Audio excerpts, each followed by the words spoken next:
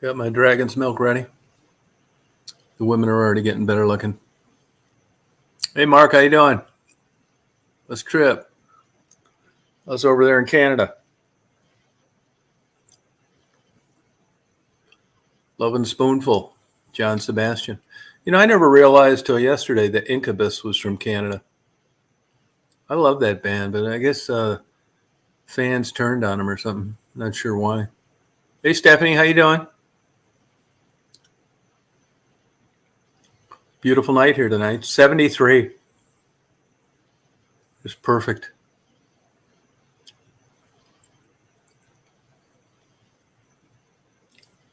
Low humidity, too, thank God. Hey, will somebody remind me about midnight to go switch my batteries in my Star Trek and GoPro camera?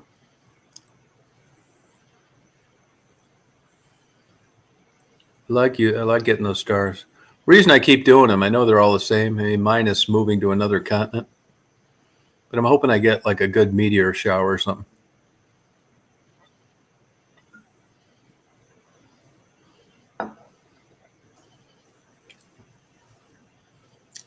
Oh, good for you, cooler.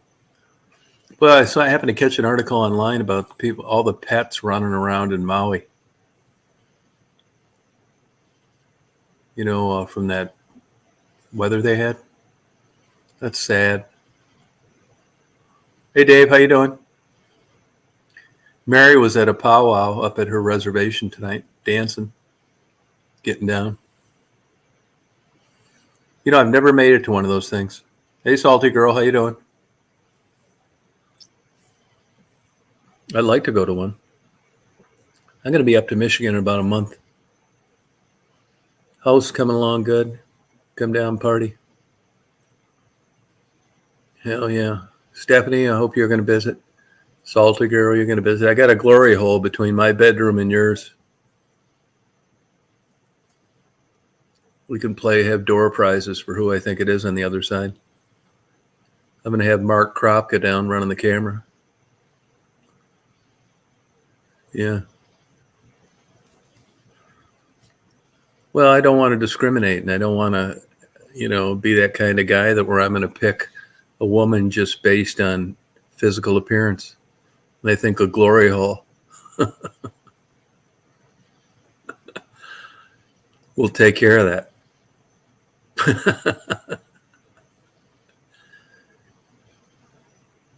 Oh, niece's bridal shower. Oh, that poor girl. Try and get a couple drinks in you and tell her the truth, will you? Tell her to enjoy the bridal shower because this bullshit is going to be over in about 10 years either way. Yeah, she actually thinks that she's just got it made in life and that, they're going to grow tighter and just share their love. Fuck. What a fucking scam. Yeah, Dave, you're welcome to come down here. Yeah. When I get this fucking place built, you can come down here whenever you want. Only requirement I ask of people is that you don't bother me. I mean, we can get a beer or something like that, but I don't want to. I tell people this. I don't want to be stuck coming home after fucking off all day with chit chat with somebody. It's not that I don't like people or anything, but I'm kind of a loner. For the guys, just go do your own thing. Don't bother me. Maybe we'll have a beer or something. That's it. Come and go. I'd be glad to have you. With the girls, you're going to have your own separate room. It's just like mine. Beautiful view, your own bathroom, and there's going to be a glory hole. Hey, Jennifer, how you doing? So it's going to be a little different. Well, thank you, Drifter. Thank you. Oh, that would be so awesome. Jennifer, I hope you make it down here. You still got that crazy, insane, jealous boyfriend? You better start planning now and bullshitting some place you're going to be, even though you're going to be down here. We'll party all night. Yeah, getting down the dumps. Hey, Amphlove. It's hard getting out of those. I'm not in them like I used to be. You know, I still haven't got a ruling on my divorce. 3 weeks Thursday. Nothing. I'm not too worried about it, though. Yeah. Just go on the internet, Jennifer, and pick out some 99-year-old guy's photo on a ventilator. And just say you're going down to be a caretaker. Yeah, I like shooting stars. I'm hoping I'm going to get some on that damn GoPro.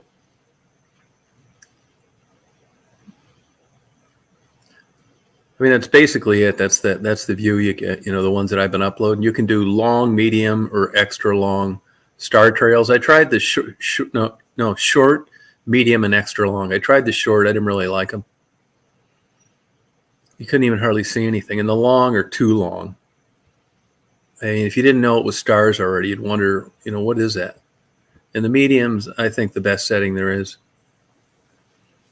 But I think it's cool. Those are actually, but you see it different than you would expect. Actually, if you look at the better ones sometimes, I know they all kind of look the same. That's actually the Big Dipper that's spinning around. If I could stop that and take a still, it's much different. Picture the Big Dipper turning counterclockwise and streaking across the air, and it makes sense to you. But to see it in that kind of image, it's hard to realize. Yeah. Just going to come down here and I'm going to treat all the females like queens. Sure am. There'll be absolutely no age discriminating at all. None.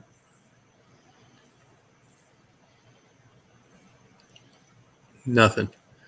I invite all women down here from 18 to 80.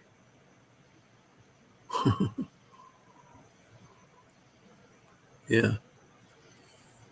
I think you'd really like it. Take you out to good dinners, find out what you like to drink.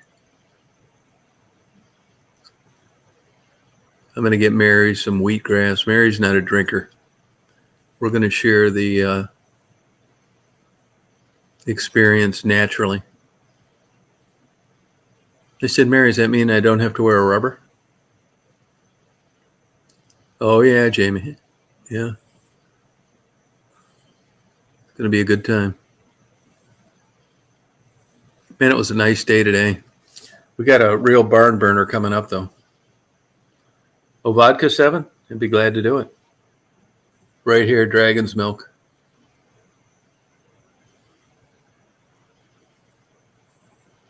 Cheers. I'm going to have Mark Kropka down here.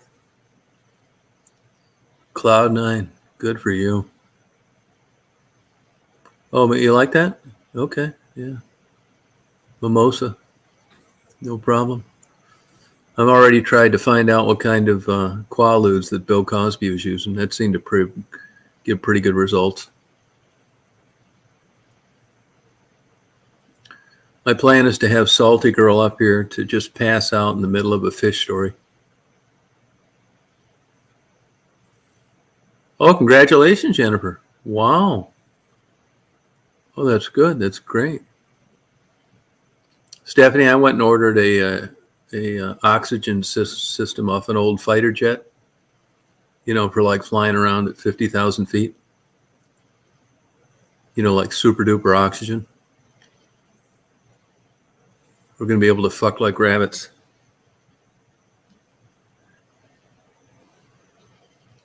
No, that's yeah.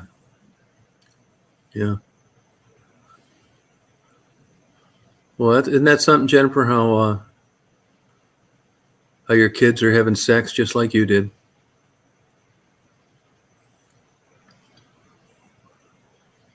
It was awesome.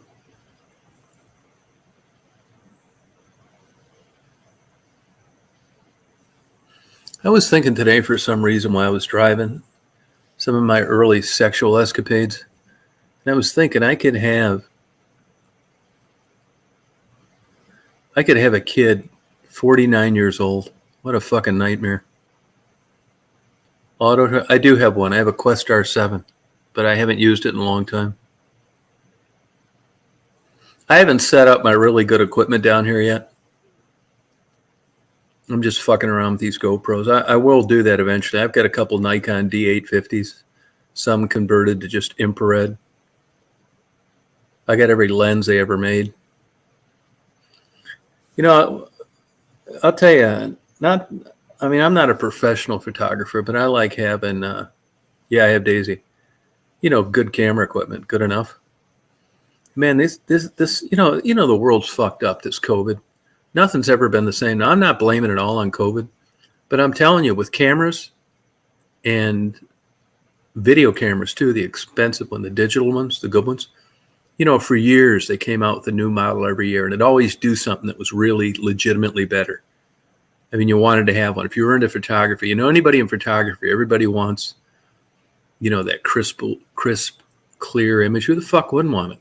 And when you get into large format, full frame cameras, that shit's super expensive, but you don't give a fuck. When you're really hooked into something like horses or aviation or photography, or you're like fucking around with computers, you're never satisfied. You always want the fastest, latest, greatest. First it was non-high definition, then 1080p came out, then 4K, then 6K, then 8K.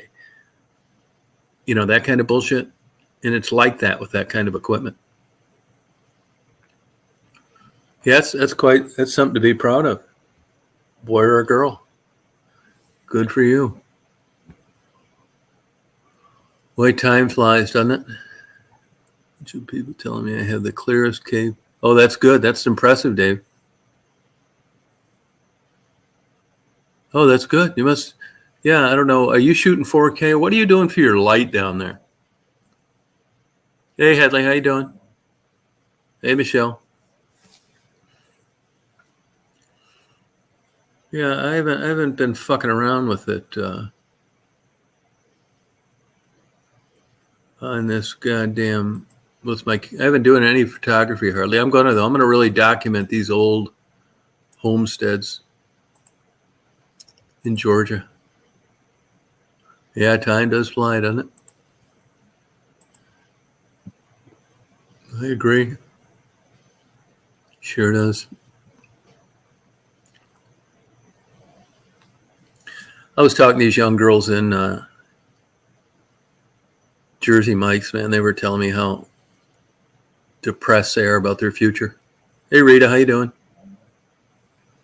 As expensive as stuff is and that kind of thing. Oh, okay, that works for you, huh? Oh, that's interesting. Yeah, well, that's why then. Good for you. That cave shit doesn't interest me. I'm surprised you never got into skydiving or aviation, Dave. All that shit you like doing. I was looking at ultralights lately. I hope you guys can talk me out of buying an ultralight, because I know exactly what will happen. It happens with all old guys that fly ultralights. They kill themselves. I'm smart enough. I realize that, I'm way behind the ball on flying. And I'd take, dual lessons and all that shit. But those fucking ultralights are dangerous. Once you get out of certified airplanes, ones that have to demonstrate to the government how safe they are, they have to prove it or they don't certify the fucking things. Once you get out of non-certified aircraft, like ultralights, power chutes, powered parachutes, fucking all this other bullshit, hang gliding, all bets are off, man. I mean, the fucking fatality rate just goes through the fucking roof for a lot of reasons. Not as good equipment, not as good of, forced mandated training. I don't want to be a quadriplegic. There she is. Look at Michelle. Wow, who's that? How's the sound on my laptop? Good. Way better. Okay. Yep. So you went with a little different tint today, huh? Yeah, it's my new hairstyle today. Oh, why not?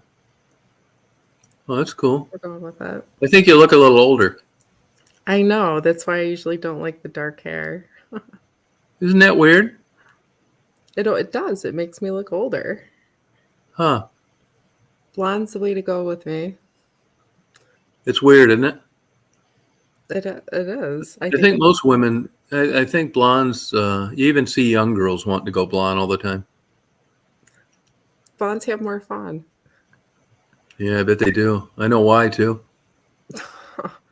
Yeah, it's got something to do with it. I bet if you took 1,000,000 blondes and 1,000,000 brunettes, the blondes would be getting laid way more. I mean, I don't I mean, what the fuck you think they talked about? Blowing out birthday candles? They had more action. That's one advantage to getting older. You're not there yet, but you'll be there someday.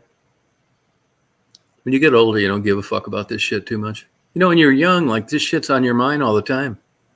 You're trying to intertwine like emotion with good sex and longevity and future and all that fucking bullshit that turned out to just be a big fucking farce. But you didn't know that then.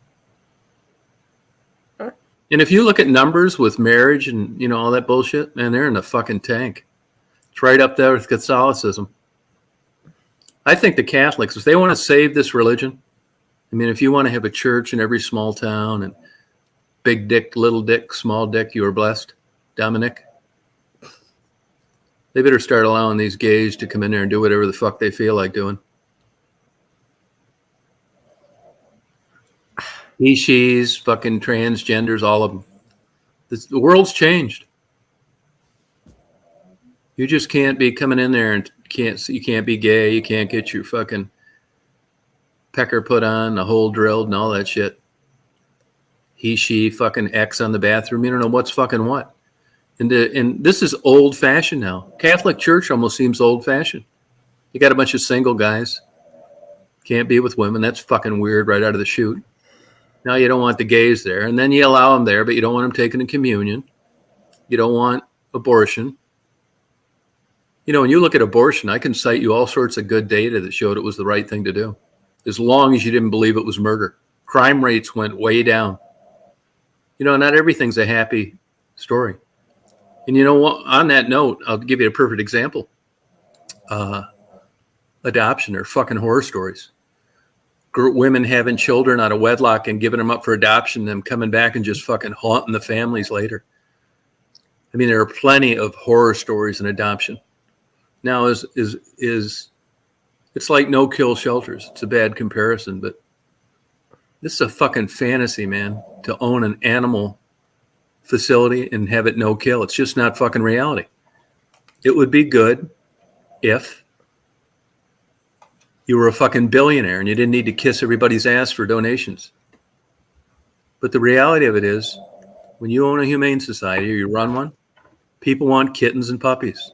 They don't want some one-eyed fucking dog dragging his fucking balls that needs insulin shots every day. They stay there forever.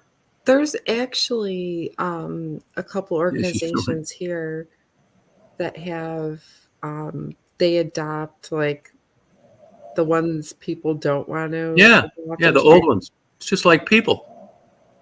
It'd be like having a fucking dating site for 75-year-olds. I mean, why are you wasting the fucking bandwidth?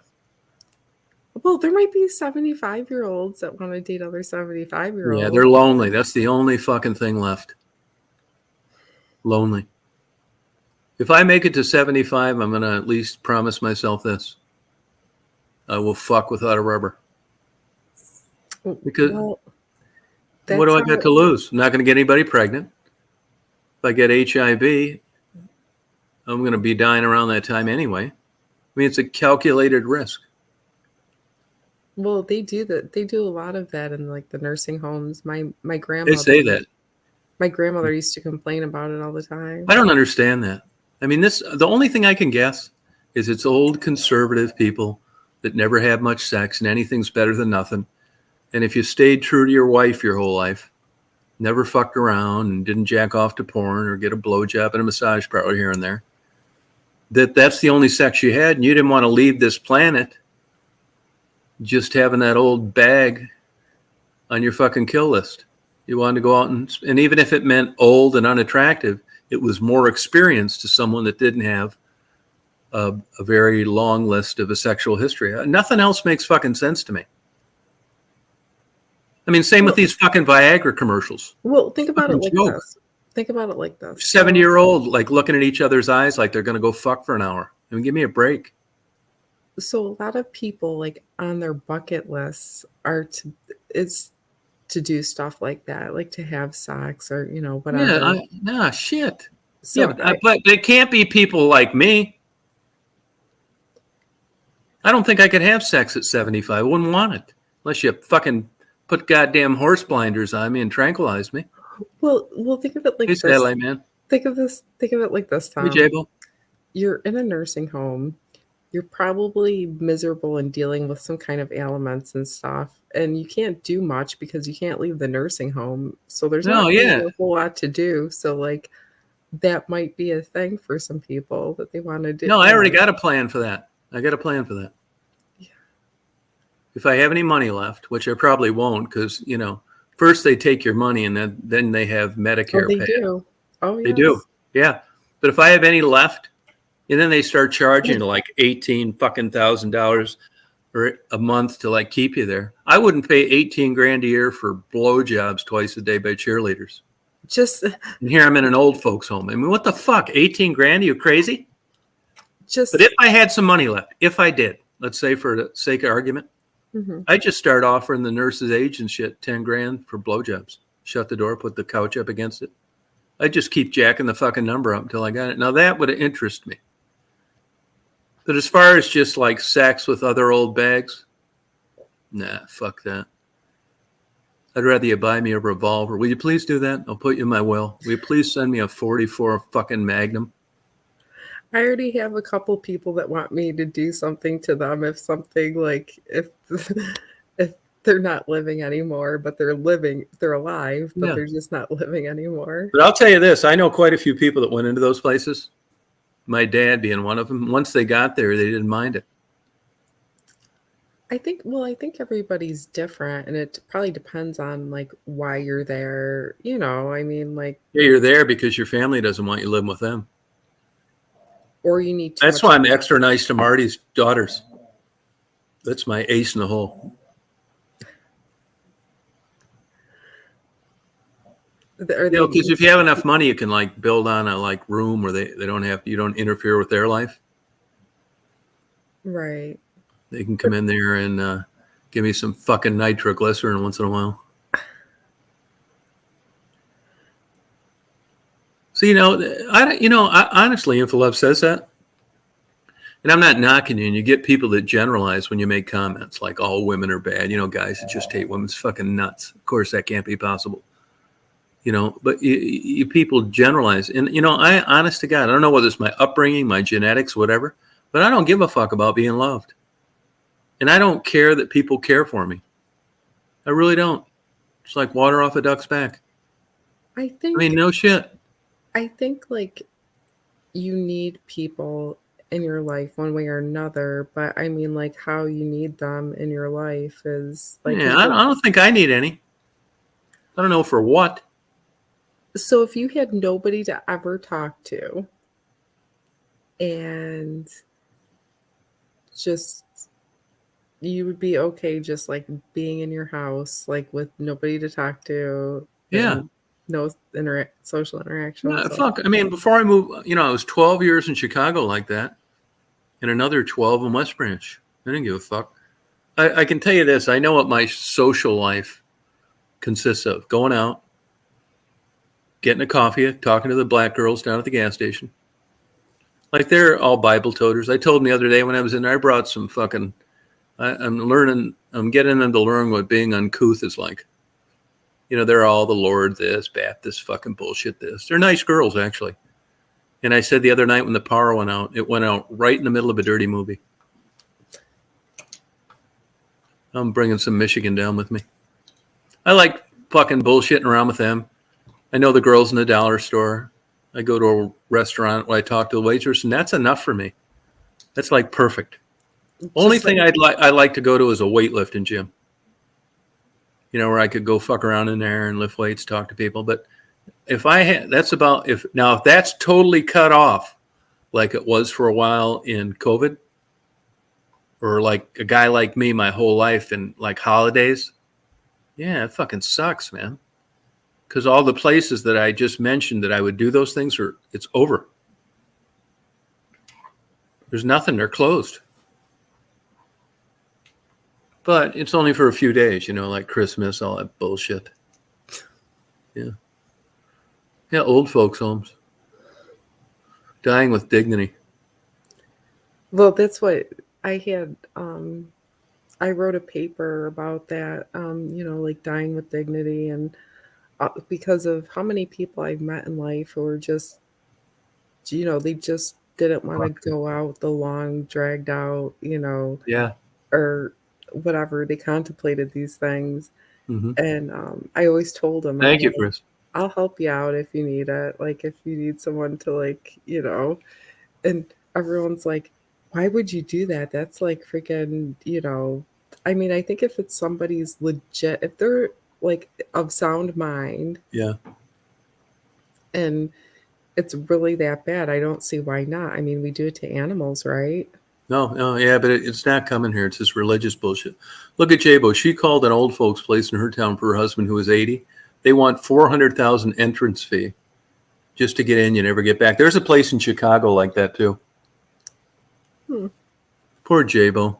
Here's a lady heading towards her retirement years. Jabo wouldn't give 200 grand to bring George Michael back and fuck him 48 hours straight.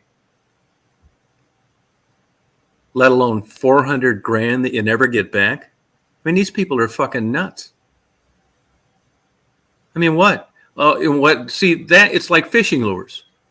When you go in to buy fishing lures, they got propellers on them. They're all these cool colors. I mean, I'm not a fucking fish, and I look at those like, yeah, I'd bite that motherfucker. It lights up. It's colorful. It jiggles around in the water. I mean, it's cool. They market fishing lures to people, not fish. And old folks places are like that too. They go in there and you don't have a bunch of like people that can't speak English. It's clean. There's not cockroaches running up and down the wall. They got a little mini filet mignon. They got herbal tea. And you're thinking, man, this is where I want my loved one to be. Well, I contemplated with a friend of mine on starting a like a nursing home type of, like senior community living center. This is not. Oh, God, here we go again. This is what you need to do. You get your girlfriend, you guys wear some fucking stripper outfits. And you get close to these fucking guys that have lost their wives. You skip all that fucking bullshit. And you get them to give you a power of attorney or executor of their estate with total autonomy. I mean, quit fucking around. Rock them to sleep, whatever. You read them fucking romper room fucking stories, whatever they're into. Strip once in a while, show them a little tit. I mean, is that worth $500,000 or $1 million or what? You just bend over. I mean, really, I'm talking fucking logic here. You'd rather go in. You actually think you're going to go in there and sing them lullabies and shit. Take a fucking beach towel and wipe the applesauce off their fucking face. Get real. Get on that goddamn inheritance. They have no family. This is where you got to be smart. You got to sign up for these data search places. You got to make absolutely sure there's not some fucking kid in the background that's going to sue you or fuck this up. You want old, wealthy men with no one left. It's a criteria. I like the new look. I didn't recognize you at first. Isn't that something? Do you think she looks older or younger? Anna Nicole. I find nothing wrong with what Anna Nicole did. At first, I didn't even recognize you, but yeah, it looks good on you. Yeah. Well, also, who else? Me and Debbie watched all your interviews, by the way. No, it's not. It's not family friendly. What's that? We watched all your interviews, and you're all very good. Oh, thank you. Thank you. We watch them. I mean, some of those people seem pretty nice. Some of those people seem really nice. I hope that they can get help and get out of the situation that they're in. Yeah, dream on. So the place across the street from where you were standing, is that the shelter across the street over there? The shelter? Yeah. Was that across the street from you where you were taken, or was it in the parking lot where you were standing interviewing them? No, the shelter on the first 19, that was across from a chicken processing plant. Oh, okay. So it was across the street where they had tables set up out there? I don't remember that table setup. Yeah. Yeah, the fence around it was like a Oh yeah, it's a shelter. They all have tents. That's where the shelter is. Okay, got it. Yeah. How'd that go down there? Pretty good? Yeah, good. Liked it. Michelle's talking about opening a place up for like old people. She's got this fucking fantasy of like having their final years be something other than getting totally ripped off at the end of their life, fed fucking frozen dinners, and billed $18,000 a month. She's gonna give them the love and care they deserve. And I'm telling her, you got it all wrong, babe. She needs to target older, wealthy men with no relatives left. Garter belts, low-cut bras, and get on that fucking will. Get on the well. What's wrong with that? You're not holding a gun to their head and robbing them. They're giving it to you. And you gave them something too. Where in the hell else is a 75-year-old rich guy gonna fucking see that shit? You're married, right, Michelle? Yeah. How many years? Not that many, but they were together a long time. I know the whole story. Tom's like, I know the details. Shelter, from what you have seen, excellent in Athens. Really good. We need to get together and find Tom a nice lady. Yeah, don't do it. I'll kill you. Don't do it. I'm not ruling out. You know, it's funny you should. You know, I talk about this shit all the time and joke about it. I'm just saying, for someone to just go out with once in a while, have dinner or whatever, it doesn't have to be serious. It's probably not going to happen. Well, I know. I'm just saying. I mean, I've had one girlfriend for about 6 months. Well, two actually. One for a couple months and one for 6 months in 25 years. Well, there's nothing wrong with companionship. I mean, call each other once in a while, have a dinner or whatever. You know. It will probably never happen. I mean, if you know, like everything, do this no matter what comes up on your plate. You have these crazy ideas, what you think you like, what you want to do, you're going to change, whatever. Always ask yourself this. I do it, and it really helps a lot. Look for evidence that it's a good idea. Okay, honestly, a lot of times there isn't any. Right. Like me, I say, I date. You know, I like a girlfriend, whatever. And then I think back, I've had girlfriends that didn't last 8 months in 25 years. So the notion that that's what I want and that's what I'm going to do is silly, based on evidence. In all honesty and fairness, all the women that you've interviewed, has any one of them ever tried to ask you out? No, hell no. No, fuck no. No. Oh, okay. It's a different environment. They know I'm just there for like total exploitation and to murder them later. Yeah. Still hot down there? No, we've had 2 really good days. Actually, it's only 72 now and low humidity. It was 114 here today. Fuck that. Yeah. Really? Yeah, it was. Mm-hmm. Yeah, it's good, Rita. I think that's good. But here's the other thing too now. It's kind of like a beauty's in the eye of the beholder thing. And that is that all those people at that shelter live in tents. Oh, they don't live inside? No, in 100-degree nights and days. I thought they work jobs. I thought they lived inside the building. I didn't know. No, they live in tents. Tents. Oh, I didn't know that. Oh, wow. Now that may be okay in northern Canada in the summer, but I'm not so sure I could handle it. And they allow you to keep your pets. I think that's kind of cool. So all those people that you were talking to, they live outside in a tent? Yeah. I got the impression that they lived inside. That's what a homeless shelter is, inside. Isn't that what it is? It's homeless, but it's just like, a place to go in there and get a glass of water and stuff like that, a bathroom. Oh. Thinking about vacant lot next door. That seems like a lot for up there. So neighbors, good fences make good neighbors. Yeah. Tom. It's the truth. I'd have to check into it. If you send me the address, I'll check it out for you. Look into things for you. I like doing that stuff. California might be walloped with a hurricane. Nah, it's dying out. Oh, it is. Oh, Yeah. What this one lady ask on here? You don't even know my age. I don't want these fucking crazies coming on here and making these stupid ass comments. They come on. Is this family friendly? Fuck no. You've been on here 10 minutes. Does it seem family friendly to you? That's your first answer. It's adult. Secondly, is who gives a fuck how old you are? It's adult entertainment. Yeah, I mean, goddamn, this is a version of fucking trolling. You get people. There's a bunch of versions on it. You get the ones that think I'm a big asshole, I'm a murderer, serial killer.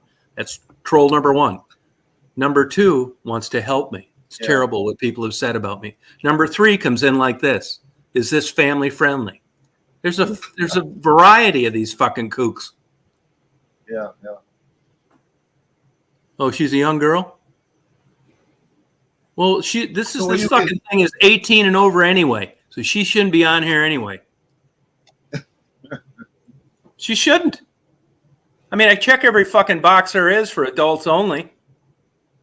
You should write on the title of your chat, adults only. No, it's already it's already 18 and over and all that shit. Yeah, I know. Probably a fucking 80-year-old trucker stroking off to Michelle.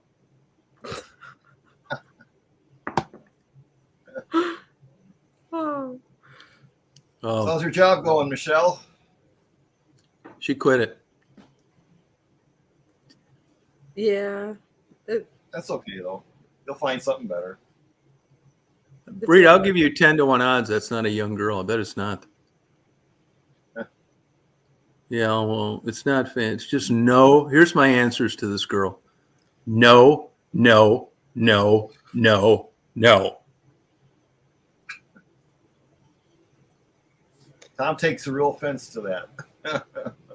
Well, where are all your mods? Your mods should be on top of that. They're on here. Well, they can't fucking tell.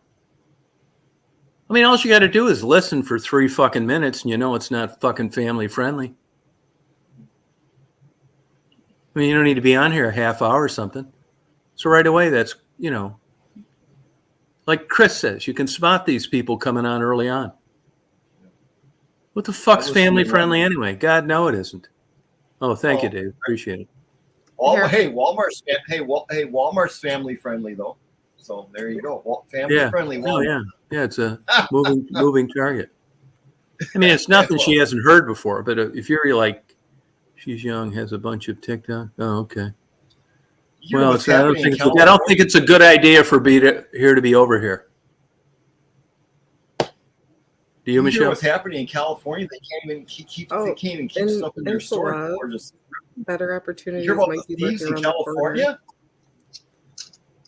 Hear about all those thieves that are breaking into stores and stealing shit in California? Yeah. Chicago. That's old news in Chicago. That place is Chicago's totally toast. Totally toast. What's going on with these people?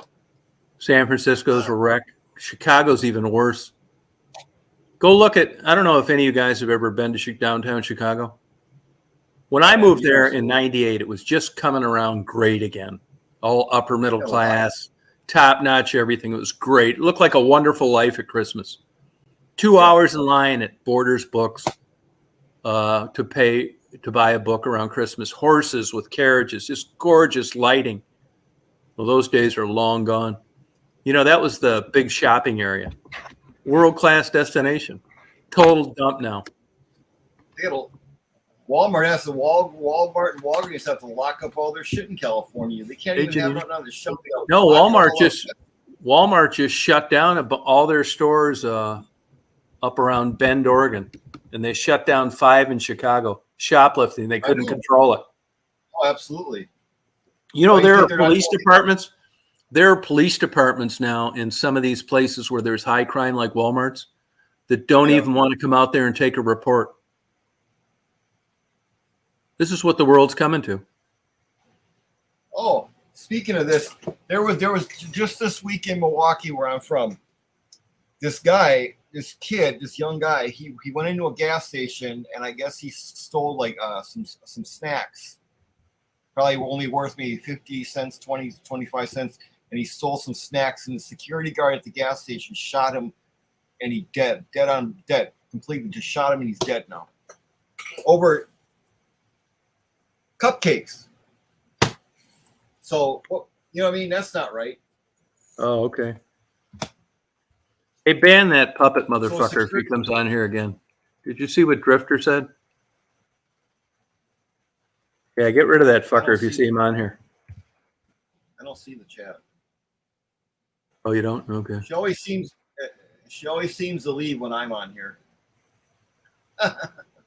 She'll be back. Probably went to smoke a cigarette or something. But In Colorado, I remember that. Wasn't that person blocked?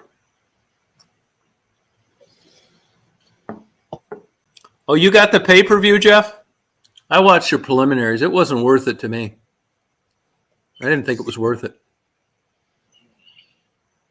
but No, I believe you, Drifter. Yeah. I That's can't fine. remember if InColor was InColor blocked or not. He's this fucking douchebag that came on and, you know, just did rude shit. Yeah.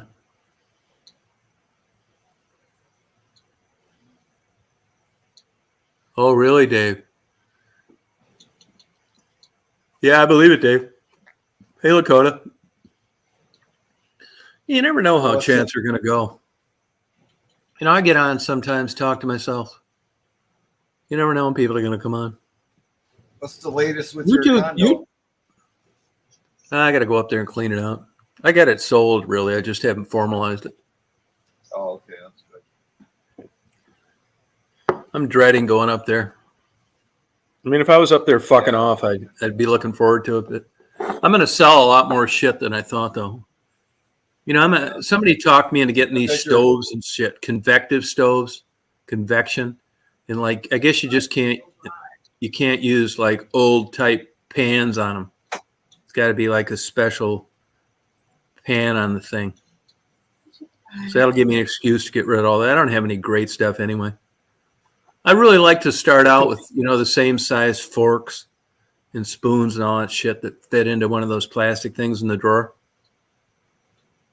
I bet you'll be glad to finally get this behind you, and then you want to keep driving back there. No, I like going back there. I just don't like going back there for that kind of shit. But I got an idea after this is cleared out. My days to up Michigan, other than the winter, are going to be pretty limited.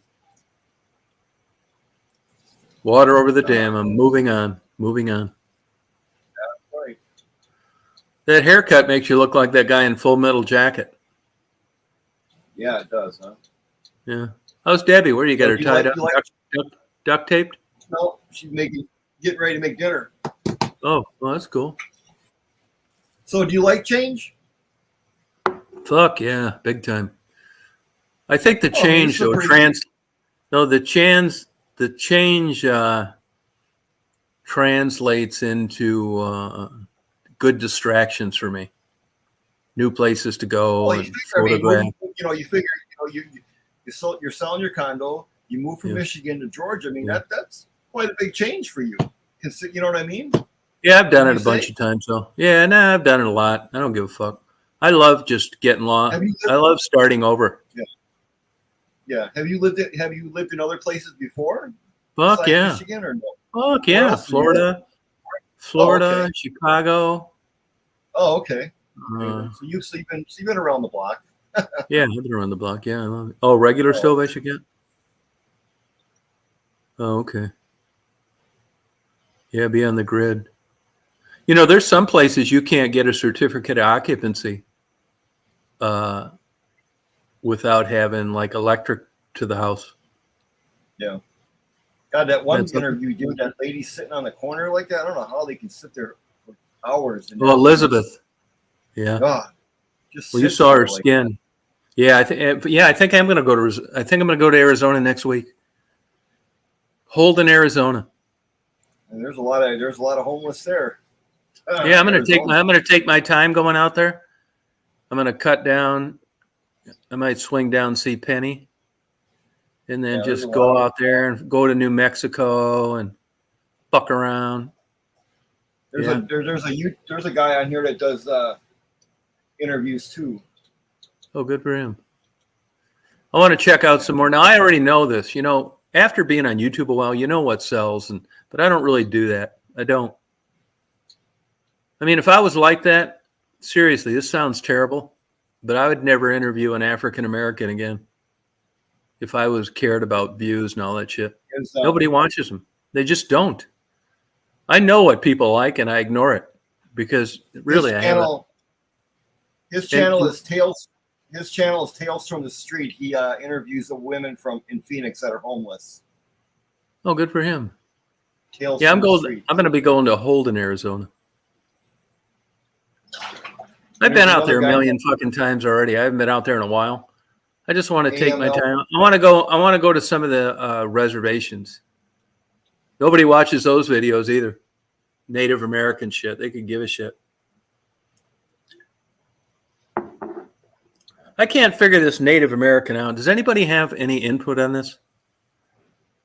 No. You know, the fucking blacks, I mean, good for them. You know, they maybe burning down buildings the way to go because it brought shit to the table and people reacted and they got a lot of shit because of it. Affirmative action, you know, shit in their neighborhood. And these fucking Native Americans, man, they just get one fucking after another. It's like nobody seems to care. I can't figure this out. I mean, when you got people that don't randomly want to click on an interview to wonder what's going on a reservation that you've never been to, that says to me that you got brainwashed in your history class as an elementary school kid. And you've learned that it's boring and uninteresting, which is why you skip it as an adult. Yeah. Hey, Brisky. Anyway, I'll see you later. Have a good night. But just want to let All you know right, you we're still party wa- on. We're still watching though. Thank you. Untie Debbie. Yeah. But like I explained to you, the problem is I don't like the videos because then they're in my like. And that's what I don't like about it. So I explained that to you before. If I like every video, then they're in my likes. Yeah, but you can hide that part. Oh, you can? Yeah. Where nobody knows what you watch. Yeah. Gotcha. Are they hiding the transgender ones you watch? No. Okay. But you like- What are you guys at a loss about? What are you guys at a loss about? I thought you were getting out of there anyway, J-Bo. You were going to be shoveling rooftops. Let me get your life insurance before you do that.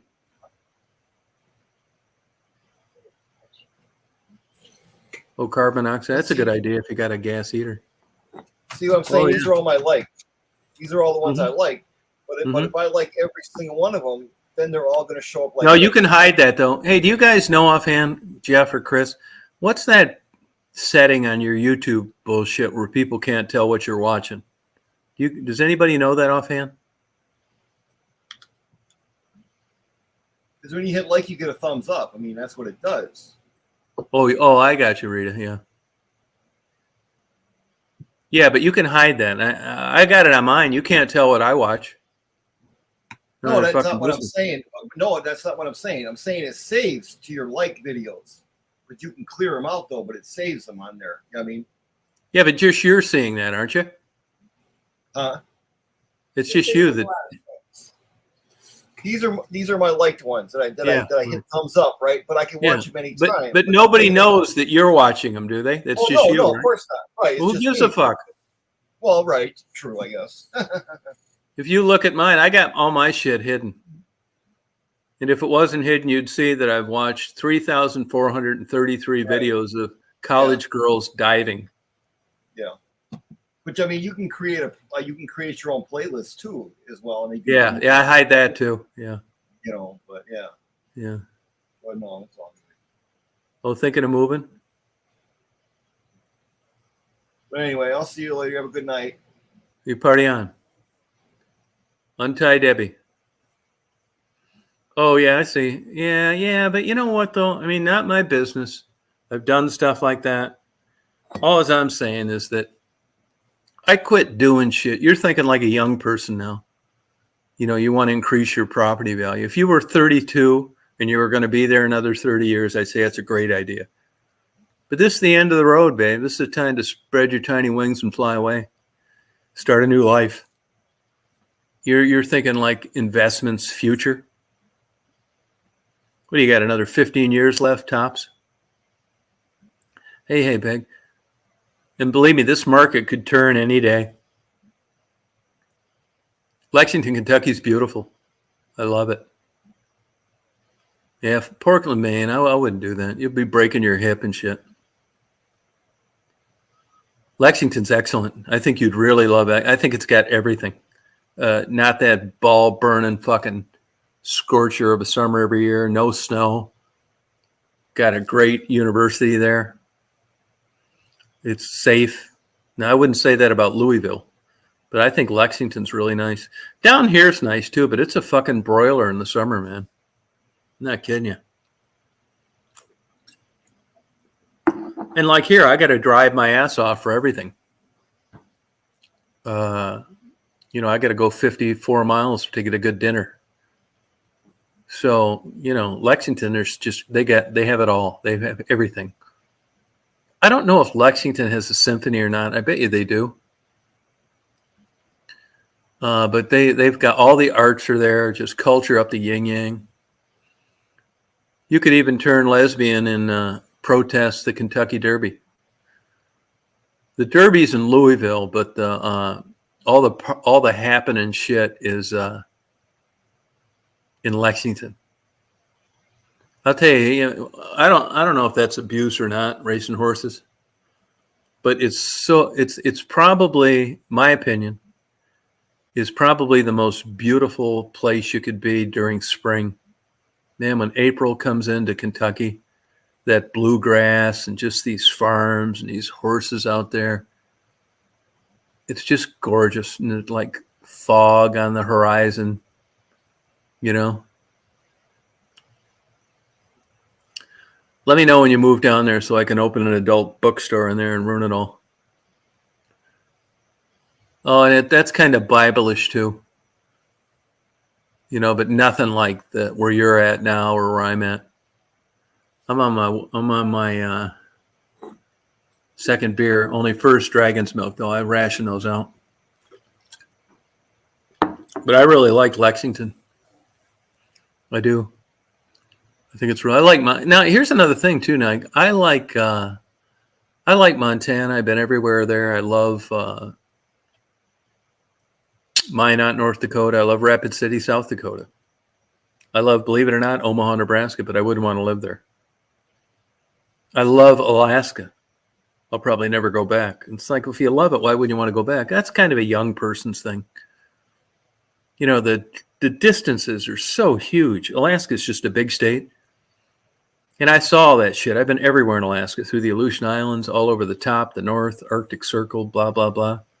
But I don't want to live there. No fucking way. 5 degrees below zero in Fairbanks, which I don't really care for. Yeah, the Derby horse statue, yeah. I don't really care for. I love visiting it, but I don't want to live there. But as far as a place to live year long, Lexington is excellent. Yeah, I think it is. Nashville, crime up the fucking ass. Memphis, keep it. I can't think of a better place. Florida, the whole fucking state sucks. That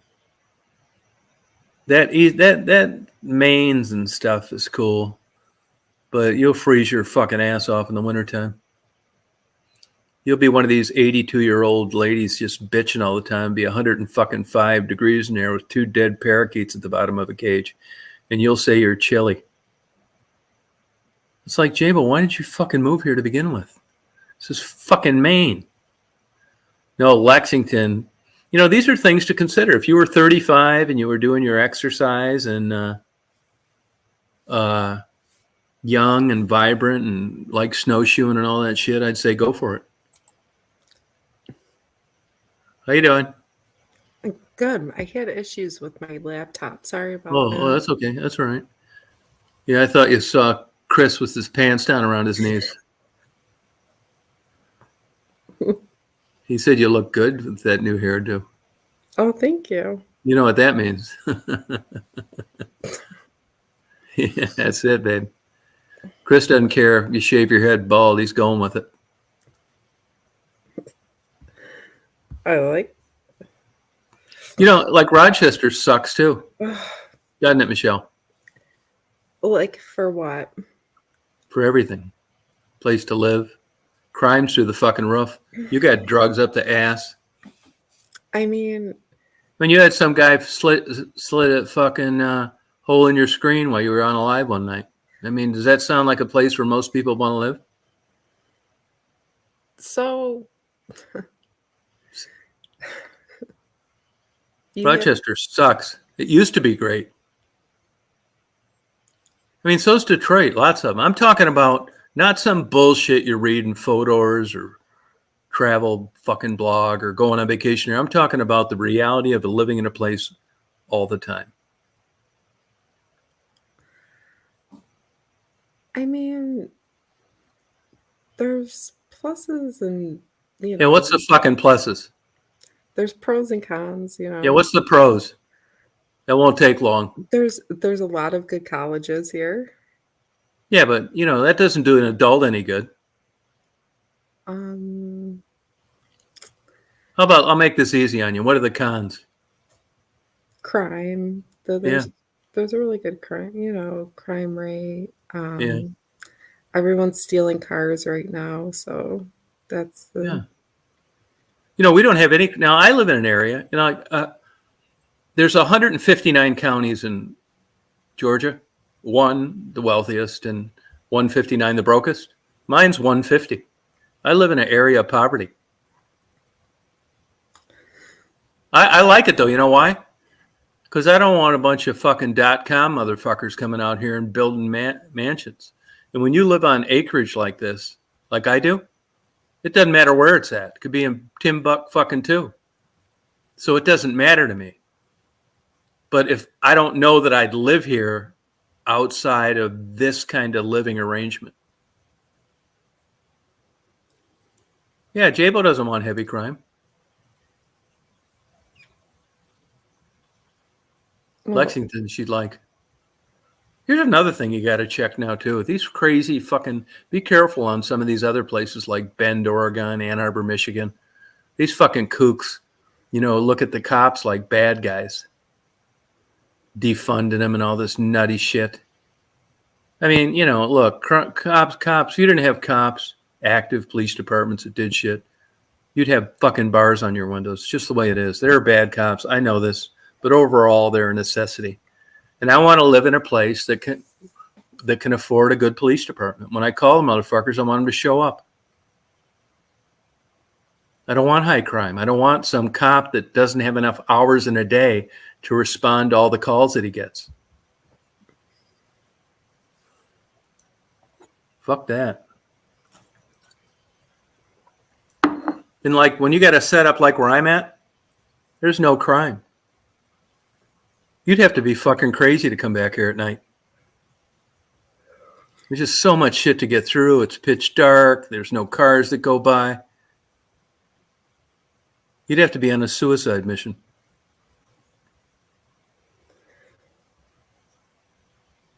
If somebody slit a thing in my screen, like they did yours, they would be dead. And I wouldn't get prosecuted for it.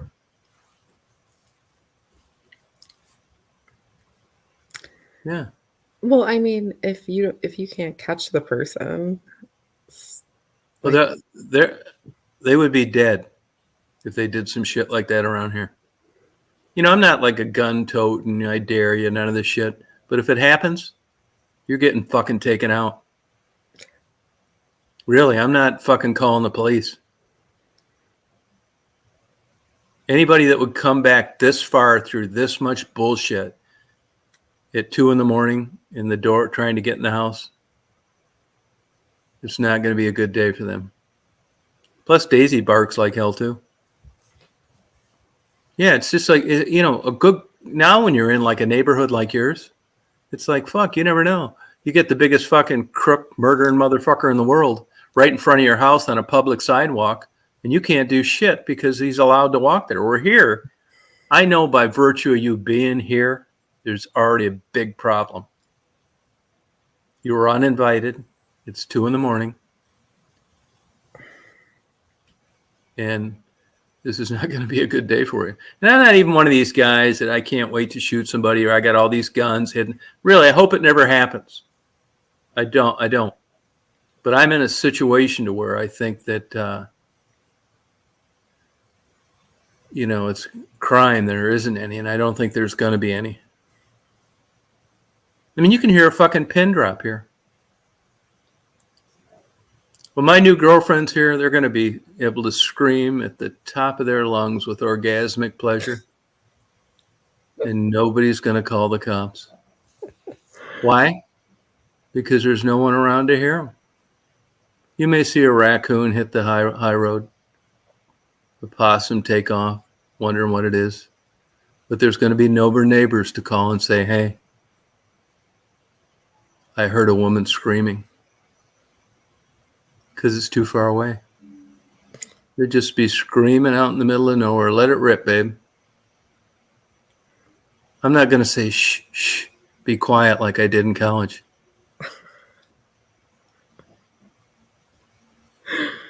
Now, would you say that's a version of liberty? I mean, you know how the bed creaks sometimes, or you're banging the headboard up against the side of the drywall? It's going to sound like a 400-pound woodpecker, and nobody cares. You'll think this motherfucker has 50-foot wings. And there's nobody to complain. It's nirvana. The problem is you got to be too fucking old before you can afford this shit. Yeah, you're right. Yeah, where you need money is when you're fucking young. Winning the Powerball or the Mega Millions when you're fucking 20. Now we're fucking talking, man. But even if I won it now, what am I going to get? Chrome rims on my fucking ATV? A gold toilet seat? Yeah, I mean, it's not the same. I mean, it's still great to have, but it isn't anything at all like it would have been when you were 18 or 20 with $1 billion or some shit like that. God. It would be so, I say that, but it's the old adage. No kidding. You know this. Be careful what you wish for. Because that would be like probably not good in the real world. It's nice to think about, though. In the real world, what is the real world? The real world, for me now or then? Well, it's just life isn't like that. It isn't like, it isn't. You can be a non-criminal. Look at Johnny Depp and this fucking Amber Heard's a perfect example. You got money. You don't need to work. You got every fucking toy in the world. You're 69ing for a couple hours while you're high on fucking, what's that shit, xylazine. I mean, you got guards guarding the door. Nobody's calling the cops. And finally, you get tired of fucking and $500 bottles of wine. And you're tired of fucking Amber Heard anymore, so you start fucking with her. And then it turns into arguments. And she cracks you in the fucking head because you deserved it. But you got a better lawyer, so they made her look bad. I think they were both fucking weird people. I think so too. I mean, I think honestly, yeah, but that goes to show you they had all this fucking money. But when you don't have money and you're not dating and you're working some shit job, you're thinking, God, if I only had a couple million, I'd have this girl over here, would be fucking forever. We'd be eating fine dining. We just live a life. It doesn't work that way. Why? I can't tell you. I just know that it doesn't. And Hollywood's a perfect example. These fuckers getting more fucking knocked down, drag out fucking Hatfield and McCoy fucking arguments than anybody. And it isn't because of lack of money, which what Honey Boo Boo bitches about. No money, living in a trailer, the fucking air conditioner doesn't work. It's a whole new set of problems, but it's a different kind of problems, but it's not happiness like you would expect with that kind of wherewithal. They say, you know, it's funny. I was paging through books today in Barnes and Noble, and I just was going through one. You know, I looked through them all, the new releases, that kind of shit. And I just happened to open to a page, and it said that you cannot engineer happiness. It's not like building a building or designing a car that runs on batteries. That emotion does not apply to the typical engineering protocol. Well, we can fucking prove that. Well, they have. All you got to do is be fucking married for a while. Date the same person for a while. They wonder why affairs happen. Fuck, are you kidding me? It's a no-brainer. Now, if you got a good brainwashing at your local Catholic church, you stay faithful, and you're miserable right up until the day you die. Wife hasn't blown you in a decade. Last time you had intercourse was the last kid you had, and they're fucking 37 now. And you hired a nice new young secretary that just thinks you're the cat's fucking ass. You want to have coffees with her and ask how her day went and help her paint her room, even though your wife couldn't give you $1 million to paint a 2 square foot fucking part on the wall that was damaged. This is life. It's a moving target. You're never, when you get happy, be prepared, because that's going to change down the road. Well, there was a book on the hierarchy of needs of people. So like everybody has needs in life. And if they're getting met, then you should. Yeah, I'll tell you when they get met at the beginning. They don't get met at the end. Yeah. Why? I can't tell you. Believe me, I'm the worst fucking guy in the world to ask about this. I don't think marriage should be a fucking endurance test. When I see, you know, back when I was brainwashed and I thought Reader's Digest was a good book, a good magazine to read, I believed all this stupid shit. I actually aspired to a 50-year golden wedding anniversary. Now I think these people are fucking crazy. I mean, how could you possibly put up with this person for 50 fucking years? But it's the same thing. Like, if you live long enough, you're on Santa's lap as a young child, crying, smiling, ordering your bullshit, getting brainwashed, thinking that Santa's real. And if you live long enough, you'll be on his lap again in your 80s. You don't even know where you're fucking at. And they're taking your picture on Santa's lap because you're 85 in the assisted living care facility. You went full circle. I hope I don't get to that part. But, you know, another thing, I don't really know for sure. Maybe by the time you're 85 and you got a fucking diaper on, you're sitting on Santa's lap, it's not so bad. Because you don't have the young intellect to realize how fucked you are. You're brain dead. They can't euthanize you. Everything's still working. Your brain, you know, you can brush your teeth. They only need to change your diaper 3 times a day. You're breathing. It's like, oh, great. This is an easy $18,000 a month with a $400,000 initiation fee. Look at poor Jabo, husband, 80-year-olds having health problems.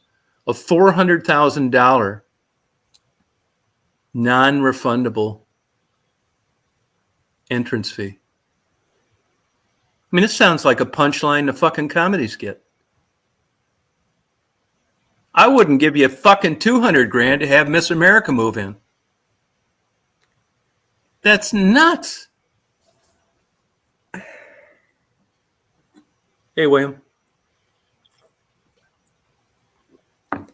I mean, I feel that, you know, some people can make it work and some can't. Yeah, but here's the $50,000 question. Yeah. I'm not saying either was bad. Like, I don't think it isn't always bad, but it isn't always the fun you think you should experience. You're right. I think it's more of an endurance test. And these religious fucking people, it's hard to get a straight answer out of them. They're so fucking full of shit. You know, they're hugging and shit on Sundays. And, you know, all you got to watch is Forensic Files for a couple of years. These religious motherfuckers are taking their spouses out more than anybody. But you wouldn't have known that on Sunday. It's like Johnny fucking chopped his wife off and they found it in a burning Mustang 50 miles from here at a titty bar? Yup. Sure did. Don't feel bad, though. I've watched 10 episodes like that. I see through this bullshit.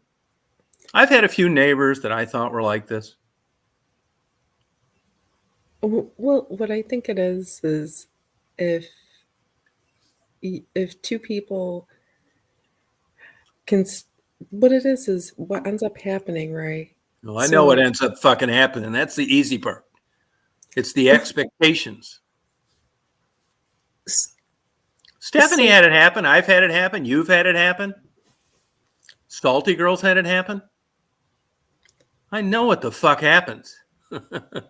Oh boy, do I. I think when two people stop listening to each other and like stop caring what the other person needs, I think Yeah. that's when Yeah. resentment happens. Like, Nah, it's more complicated than that. no, it's actually pretty It is. simple. What happened probably was one person Hey, Conan. didn't like what the other person was doing, and the other person Yeah. didn't want to listen to the other person and respect the other person's wishes. And then resentment happened and Oh yeah, yeah. everything else. Like Fucking reality happens. no, like when you get married, right? So like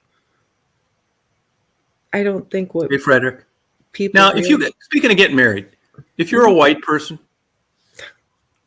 you want to grow together, share intimate feelings, be honest, and just share things in life mutually. That's what you want to do. That's what you're taught. That's what your parents told you. That's what you read about. That's what your shrink told you. You want to grow and you just want to bond and you want to experience life together. If you're black or Hispanic, you want to lock that ass up. You don't want anybody else screwing them. Not all, I'm generalizing, but there's different criteria for different ethnic groups. I have them tell me this.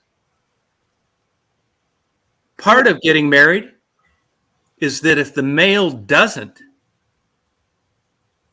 the female has other options.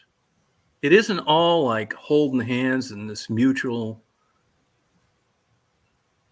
sharing of bullshit. You're going to sign a civil contract that you're married, which means your wife shouldn't be getting bent over by her boss anymore.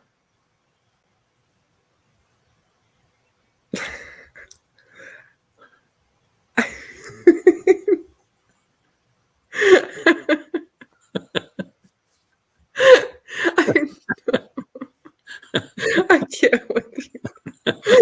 You say it so sincerely. Like I didn't even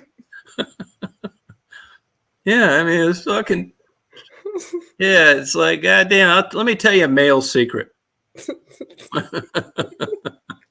Okay. Sorry. Yeah, we don't want anybody else fucking them anymore. And maybe marriage will help. And here's another thing, and I'm guilty of this.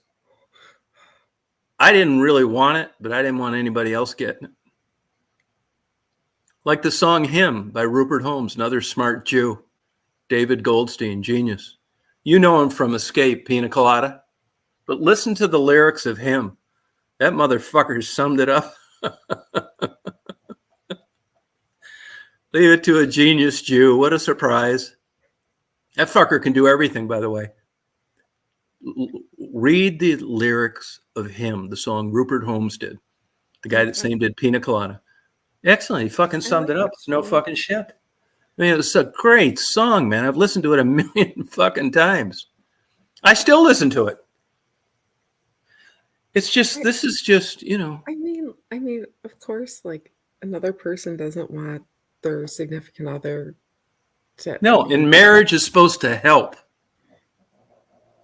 You want to lock that shit up. And women, they get, you know, if you're a woman, you're heading into your 30s and shit, you're getting tired. You know, in this culture, I've talked to you about this. You're almost better being divorced than never married. It's fucking weird. And women, because of the way we've been raised in this culture, it's the fucking women that always force the marriage. Sometimes the men, but mainly the women. They give you a fucking ultimatum. It's like, hey, look, you know, I've been blowing you and fucking you for 10 years and I've got no ring. And, you know, I'm getting older now. It's like either we're going to take the plunge, or I'm going to start dating again and break up with you. It's like, who the fuck wants that? And all these guys that didn't want to get married, when they're faced with actually losing this woman, they get fucking married. You don't want to lose them. You don't really want it that bad, but it's an ultimatum. Not like, it's not spelled out that poignantly. It's just subtle. Where they start laying it on you is they want time to think. Yeah, you know what that means? Translation. I want to fuck a few other guys. I need time. Yeah, and a guy can't fucking handle that. If you're a straight guy that, it wasn't your dream girl, but you didn't want that happening, no way. So you say, okay, well, what do you want to do? And it's like, either we get shut up before I break your spine.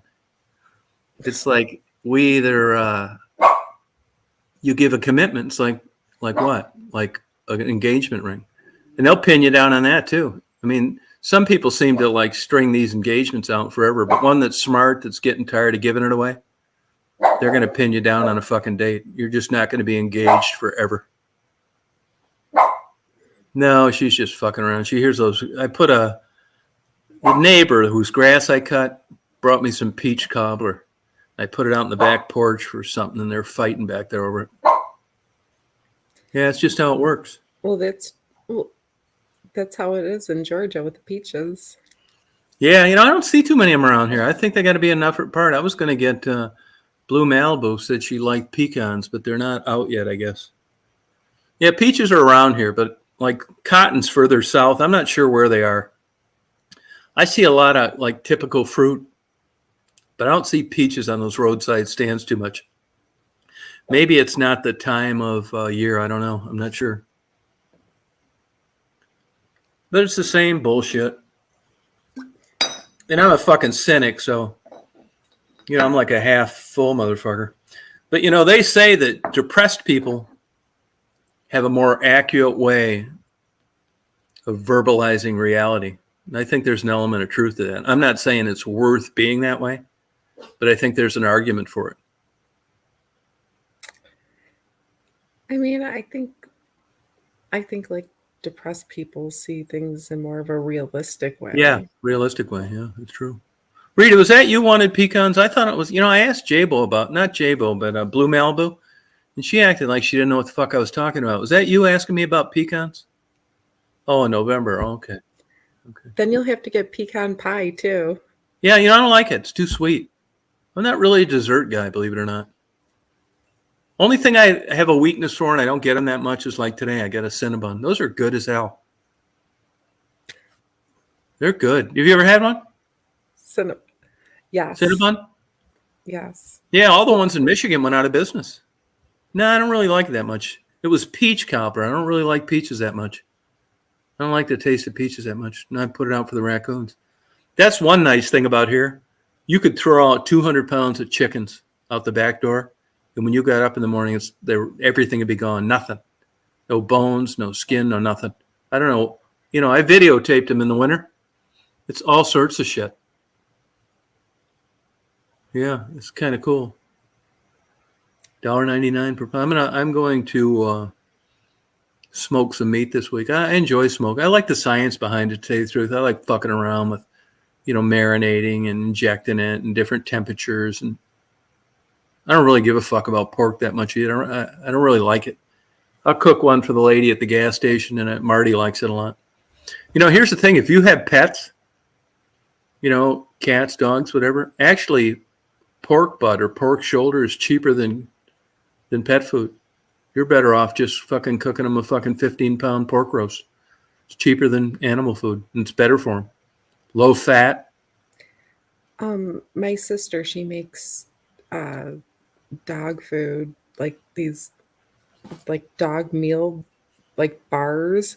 Yeah. And I swear those dogs eat better than I do, because she puts real stuff in them. No, yeah, I bet she does. Yeah, it's good. I mean, that's another thing that's evolved. When I was a kid growing up, if my dog needed anything more than heartworm, he was getting a fucking 22 between the eyes. And if I cried well, I better get the fuck over it. That's how animals were treated when I was young. Now these fucking things are, another couple of years are going to be, they're going to be going on vacation. They go to doggy parks and fucking, it's crazy. Pets are expensive down now. They are, man. Those fucking days of $39 are fucking over. Oh yeah, no, absolutely terrible for you. Cinnabons. Oh, yeah. Oh, those are the Fuck yeah. yeah. They're, I'll tell you though, for a commercial place though, to pull off a cinema bun that fucking good. I mean, these people give me their grandma's 100-year-old fucking Cinnabon, like they're cramming up their fucking ass. Sucks. I know better than to order a Cinnabon most places. But that Cinnabon for a commercial outfit, they are fucking good. Moist, cinnamon up the ass. That good kind of frosting like you get those when you make those Pillsbury ones at home. Yeah. You know those Pillsbury ones you can cook at home? Yeah. Oh yeah. Just undercook them a little bit and then put that frosting. I ate the whole fucking can of them myself. Well, actually, when I make chicken and dumplings, I use the Pillsbury Grand Southern style. Yeah. And that's what I use for dumplings. I just cut them up into little pieces and drop them in. Yeah, but they're Instead good of- as hell. They are. That people love Yeah. them, and they're like, how do you make your dumplings? And I'm like, well, I take the can Yeah. and I cut them up. No, I get a Cinnabon maybe once every 6 weeks. And that Cinnabon is busy. There's a line there every time I go. Well, so the Cinnabon never really made it here. No, they didn't make it in Michigan either. They're all out of business. I mean, but you think about it though. You got to sell. That fucking mall rent's crazy. And you can imagine how many of those goddamn things you got to sell. I mean, it's one fucking thing on their menu. Big ones, little ones, 6-pack, fucking Cinnabites, and that's it. I mean, it's a shitty business model. Yeah, like I think if they offered like more coffee flavor, like I never had those, Chris. beverage Yeah. flavors, Their coffee's good too, by the way. that makes a difference too. It does make a difference. It does. It sure does. Yep. Yep. No, you're right. Good coffee's hard to get, really. I think all the time when I get a Starbucks coffee. My dad was cheap, man. I bet that fucker didn't spend $10 a year on coffee. You get that cheap shit, Brand X. You get a fucking half ton of it for like a fixed price. And here I am knocking out $8, $10, $9 a fucking Starbucks coffee. It's crazy. You know how self-defeating behavior, sometimes you just do shit that is not good for you. Like you're almost punishing yourself because you know better, but you do it anyway. I kind of do that when I go to Starbucks. Just fucking nuts. Paying $8 for a coffee and leaving $1 tip. It's so nuts that I do it. That's what they say about gambling. That when you win, of course, everybody's happy. That's a no-brainer. But you're also getting an emotional charge when you lose. It's like, you motherfuckers, I knew I shouldn't have come here. I won't come here ever again. You're getting an emotional high off losing. Oh, I think sure. there's something to that. No, I mean, that's why you get You like would. that's why people do stuff like that because of it gets them Yeah. going. Gets them going. Yeah, you bitch all the way home. Like, fuck, you're chasing your money. Every fucking thing that you shouldn't do, you've done. And you've done it before, and you're going to do it again down the road. Self-defeating behavior. Even though it's a bad feeling, it's a feeling, and that's better than sitting home being bored. Yeah, isn't that fucked up? Yeah, but it's like anything if you think about it. It's like if you like to do no matter what it is, it could. Yeah, but if you go out and you want to go and let's say you want to get a fucking fat-free fucking dessert somewhere. Oh, what's the big deal about that? You wanted a thing, you worked all week, you ate one. It's not a bunch of sugar. It's got whole fucking wheat in it. Tastes like shit. It's good for you. I mean, that kind of makes sense. This goes along with a healthy, positive agenda. It doesn't have fucking 85 grams of fat. I mean, at this stage of the game, I don't give a fuck. Again, this is the thing that changes with being older compared to being younger. When you're young, no, you don't want a fat gut and, be overweight and miss out on any pussy. But when you're old and you're over the hill, and you haven't dated 2 people in 25 years, I'd rather have the fucking Cinnabon. It's better odds. All you got to do is sit in the Cracker Barrel and just observe. Just sit around. I think to myself, is this going to be me? I say, excuse me, sir, how old are you? It's like, oh, good, he's older than me. I haven't arrived yet. They just sit around. They haven't banged their wife in 3 decades. Blowjobs out of the question. Titty bars, the chairs are too uncomfortable because they're so fucking overweight. So they get their pleasure by just going and eating a 3,500 calorie breakfast at Cracker Barrel every morning. Like I did about a week ago, the pecan pancakes. They were good as hell too. They put a big old ice cream scoop of fucking butter on the top too. None of this margarine bullshit. Real fucking butter. And then I dumped another 800 calories of maple syrup on the top. That's all I need was a wife sitting next to me and saying, that's not good for you. It's like, hey, why don't you shut the fuck up? It's like you're already overweight. Like, did you hear me? That's the golden years they talk about. So after, a year or 2 of that bullshit, you quit telling your wife. You quit inviting her out for breakfast. You just go on your own. You just eat them with pleasure and you're not interrupted. Well, I knew this one when I worked overnights. I did cashiering for a little bit, and there was this old guy. He would come in every morning, like 4 in the morning, like really early, like 3, 4 in the morning, to get like his newspaper, to get the newspaper or whatever. And he was married, and I always thought to myself, like Oh yeah, now though, don't you? he would. Yeah, you don't wonder that anymore, do you?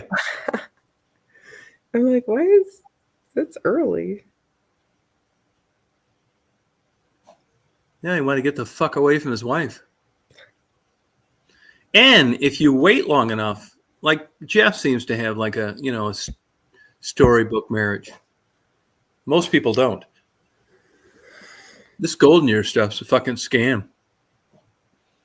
When you get in your older years, you want to get away from this fucking broad. She wants to get away from you. It's not that fun anymore. I don't know. I mean, I think it's how both of 2 people treat each other and listen to each other and respect and. Oh yeah, good fucking luck. That's all fucking Dr. Phil bullshit that makes TV shows. Why? Because if you had a TV show of the reality, nobody'd fucking watch it. They're already there. No sex. They argue all the time. They're strained financially. They're older now, and they know if they got a brain cell fucking firing, things aren't going to get any better. They're going to get worse. And that's when you turn into a shopaholic. You sit in front of a fucking goddamn one-armed bandit for hours in a fucking just brain-dead haze, pulling that lever. At least it's keeping you from thinking about this marriage you're stuck in and too old to get out of. That's why I tell you all the time, you got options now, but you're not going to have any 10 years from now. I know a lot of You need people to play this fucking card. I know a lot of people who started relationships later in life, and Yeah, they were lonely. That's totally fucking different. The kind of relationships you started when you were 18 are different than the ones you start when you were 60. It's bullshit. It's not like who the fuck doesn't like starting a relationship when you're 18 or 20? Everybody knows what that's about. It's not the same at 50 and 60. You're 2 fucking ships at sea. Any port in a storm. You're looking at this motherfucker in your 60s. It's like, well, he's only 100 pounds overweight. My last boyfriend was 150. This guy only takes 1 Viagra. My last guy took 2. He doesn't have any money. It's a slob. This is no different than adult animals in rut. You're being so Honest. you have to be more optimistic, okay, if you want to get. Yeah, I'm coming up there, Chris. No, I don't want to. I know better. I mean, I would say if I turned into that, I would think it'd be fraud. I think that's like a flaw in human beings. You know, like I said before in other chats, you're supposed to evolve away from behavior that works against you. Drugs, alcohol, all that shit. You're not supposed to keep doing it. You're supposed to evolve away from things that damage you. And part of this fucking sham that you get brainwashed on as a human being is this fucking false fucking idea of what a relationship's like is compared to what it's really like. And the data supplies this, proves it out. There's more divorces than marriages. So are 155 million fucking people wrong?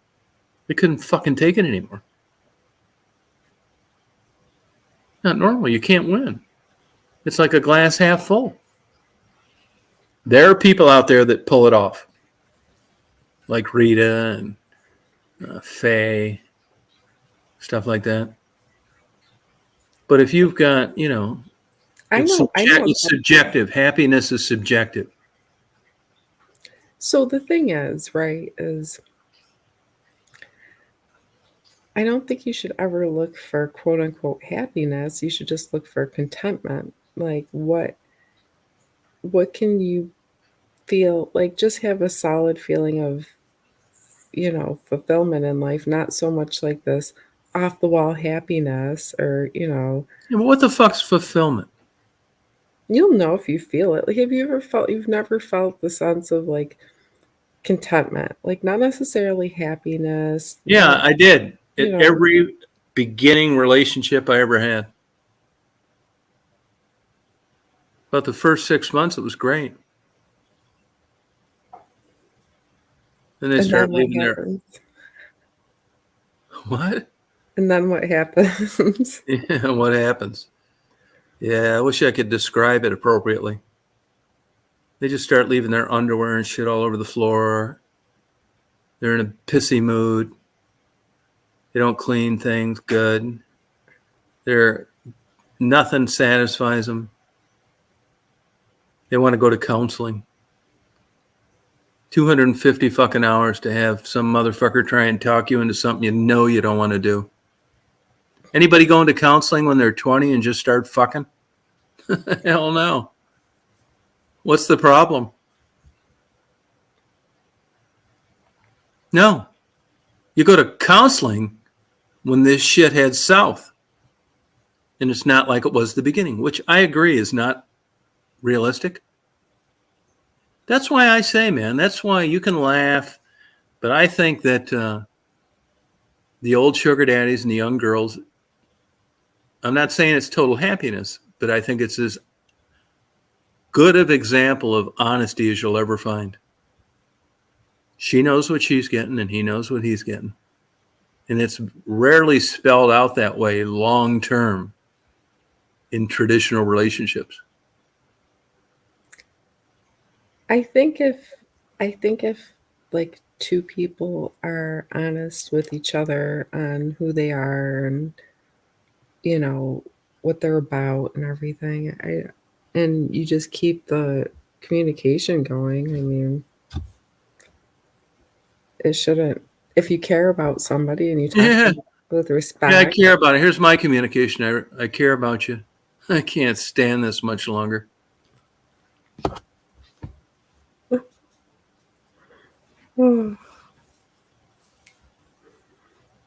Which probably is why I'm single.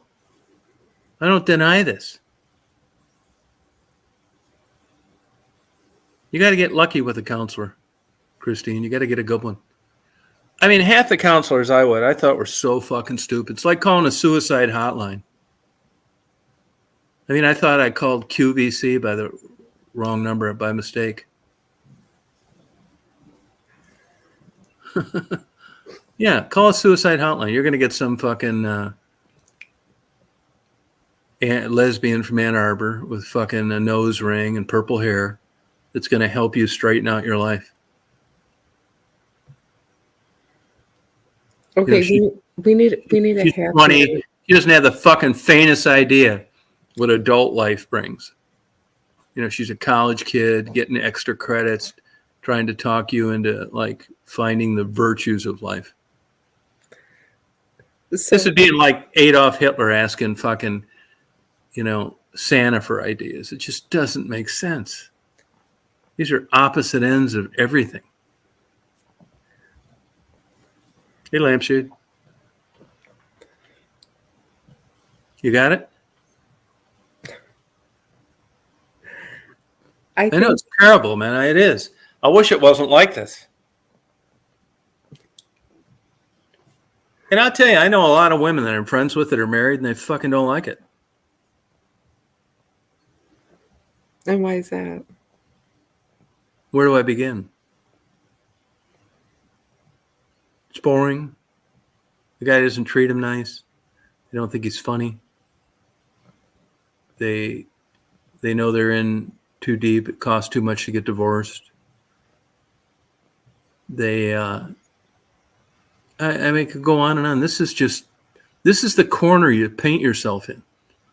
Now, it is subjective, and it has a lot to do with like you as a person, me as a person.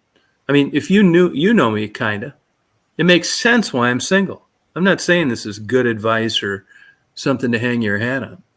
You know, I'm probably the worst fucking example you could find to expect a guy like me to be in a happy marriage. So I don't take that as like, this is the truth. Nobody else knows what they're talking about. I base what I'm telling you on other people that I've talked to and the data that's out there now. You know, the divorce rate's higher than the marriage rate. The people that I know that are married, they aren't that happy. Now, does that mean you should be single? Well, I'm not saying that either. I don't know what the fuck to tell you. I'm as lost about this shit. The only time when things were crystal clear is when I was 20 and fucking 5 times a day. None of this shit crossed my mind at the time. I thought it was going to be like that for the rest of my life. I thought we were going to grow together and, you know, she wasn't going to weigh 450 fucking pounds, splitting 42-inch fucking underwear, disintegrating it. I go on the internet now. This is terrible. I'm no prize either. I get that. But I look up some of my old girlfriends. I wonder if I'm looking at avatars some motherfuckers taken in a funeral home. You know what, Tom? I give you a lot of respect for at least admitting that he's like, you know, I'm not the biggest prize piece either, but And don't think this fucking shit matters. You know, this. You go to the places like Bend, Oregon, Ann Arbor, Michigan, New York City. You're going to be paying $400 fucking an hour to some Jewish fucking shrink trying to explain to your dumbass that you haven't found the beauty and love in your 400-pound pig of a wife.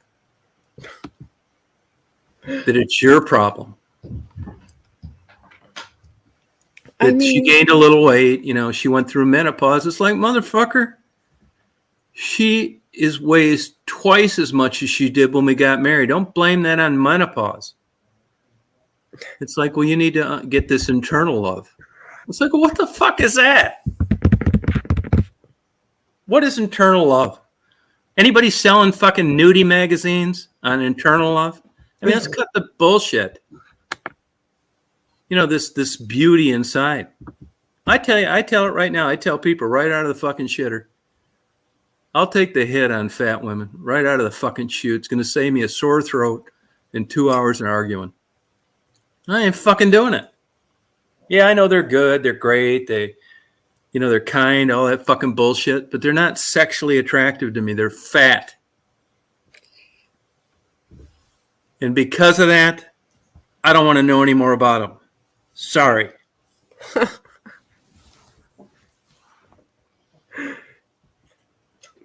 You think I'm shitting? Gain 100 fucking pounds. All these guys winking at you and tooting their horns and all that shit is going to go out the fucking door.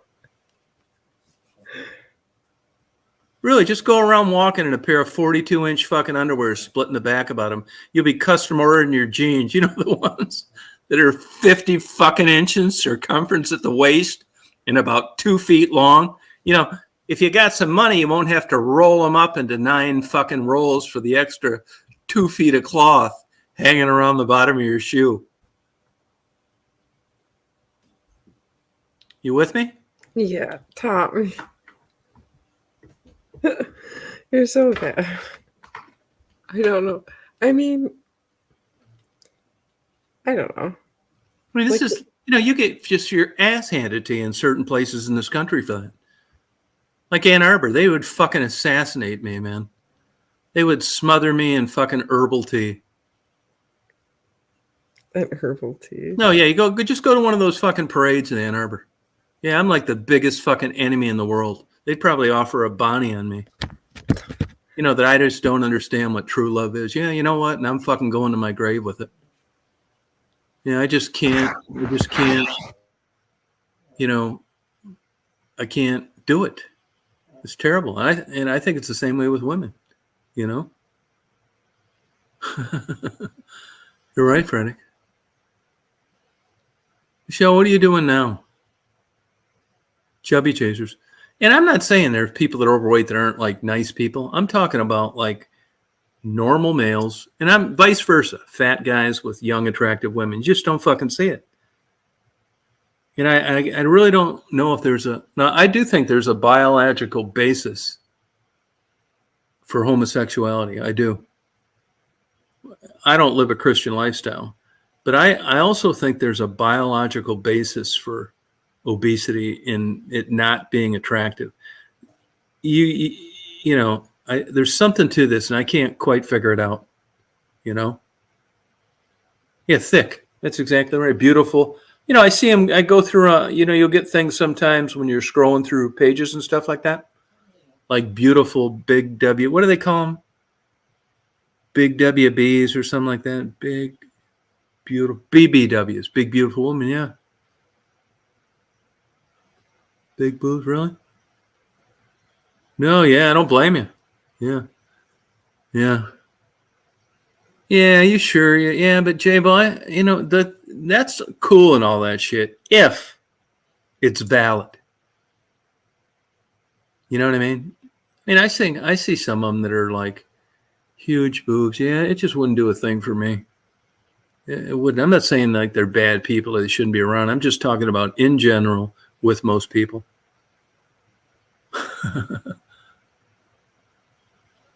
No, right. I believe there's nothing wrong with that, Christine. But if you go to a place like one of the locations that I mentioned, you get your fucking ass handed to you. See, Christine's got enough balls. She gets a couple drinks in her. She's gonna defend me on size matters. Yeah, just like Michelle. You know, if she gained 100 fucking pounds, she's gonna see. Let's take for an example like Michelle. She gained 200 pounds, let's say. And we took a video of her traveling across the country before and after. There's going to be a big difference in the attention she's going to get afterwards. Why? I mean, is there something wrong with all the people that aren't attracted to her? No. Oh, it's most people. Definitely is. It's definitely most people. And I'm not saying it's right. I'm just saying it's valid. How many topless bars have you seen where it's all obese women dancing? How many nudie magazines have made it with big, beautiful women? Fucking zero. It's like WNBA basketball. Nobody fucking watches it but lesbians and family members. I mean, we need to cut the bullshit. Like that one comedian says, when COVID came out, they still played women's basketball. Why? Nobody was going to get it because nobody was in the stands. It's a fucking marketing nightmare.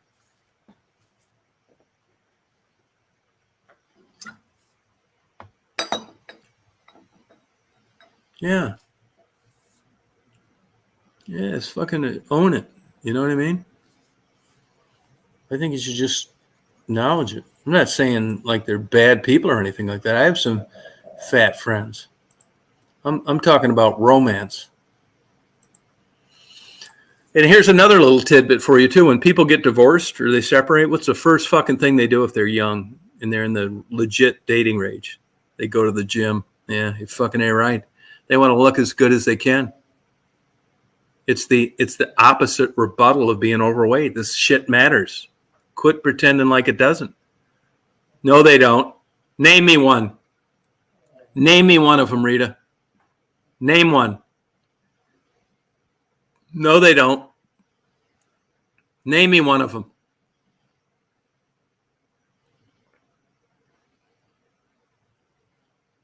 Yeah, I don't get it. Yeah, you're right, Klaus. I don't get it. It's a fucking mystery to me. I mean, you go to a therapist or something like this, and these fuckers, like in a place like New York or Ann Arbor, they'll have you like so goddamn brainwashed, or fucking up from fucking down. Hey, I'm just saying, I wish I was that. Yeah, Big and Beautiful. That's a magazine. Yeah, look up their circulation numbers and compare it to like the other nudie magazines. Yeah, Jeannie knows this shit. Yeah, it's just, I just, you get in these debates over this shit and everybody's acting like it's some big fucking misunderstanding, and it's not. It's etched in fucking stone. It's black and white. It's been that way forever. You look at the old Greek gods and the statues and Spartacus and all these motherfuckers. Did it show some bald guy with a big fat fucking gut that couldn't get a hard on? I mean, this shit matters in human beings. It's, there's a difference between something attractive and something not. Yeah, I mean, quit bullshitting yourself. And the caveat to this is there's, people settle. That's another thing I'll agree on. Everybody settles for everything. There's a compromise. You're full of shit, man. If you don't, you're not going to get the perfect package. Something's got to fucking give. Either they got in rockin' body, big giant tits, firm tits, beautiful skin, no pimples, and they're dumber than a fucking box of rocks. Or they're really bright. They got a full ride scholarship to Juilliard. They can play 9 instruments.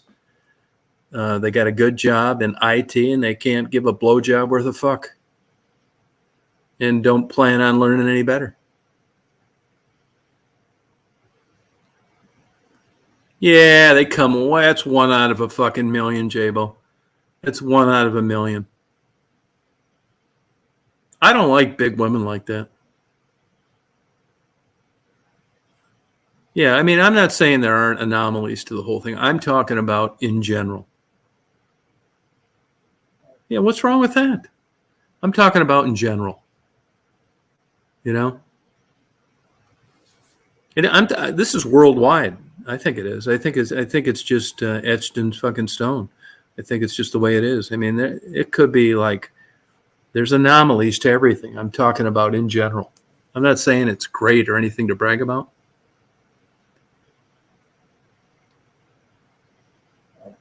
Oh, good for you, Mike. Congratulations. Attaboy. You've come full circle. Yeah, they do. Yeah, that's true. They did. There are some, but most. All right. Okay. So you brought up one flimsy example of a nudie magazine, A Big and Beautiful Woman. I dare to say it's like fetish shit. But how many topless bars that cater to overweight women? Good night, Christine. Hey, Kay, how you doing? Doing good. If I could afford one, I would. Helicopters are like crazy expensive. Tons of maintenance. Fuck. If I had a ton of money, I'd buy one. But they're like crazy expensive, man.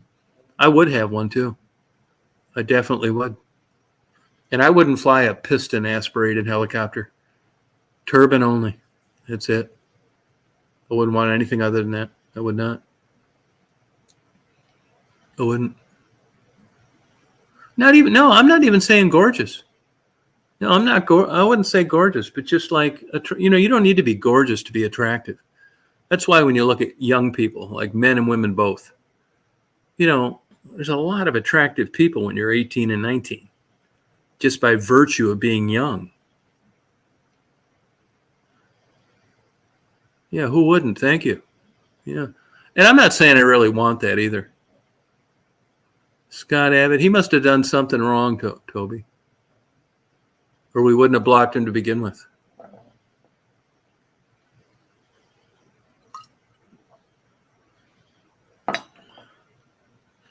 And it's almost impossible to unblock people anymore. They used to be on a list. You could go in there, find it. Hey, Faye, unblock them and you'd be fine, but it doesn't really work that way anymore. Yeah, there's the link. I posted the link. Everybody looks good at 17. They do. No, I don't think I'll probably never have another girlfriend. Which I'm fine with. I don't get lonely, so that's a big, huge one to be in a relationship. I'd rather watch porn than like have a real girlfriend. So there's another big, huge issue. So I'm sure the next years are going to be just like the past 25.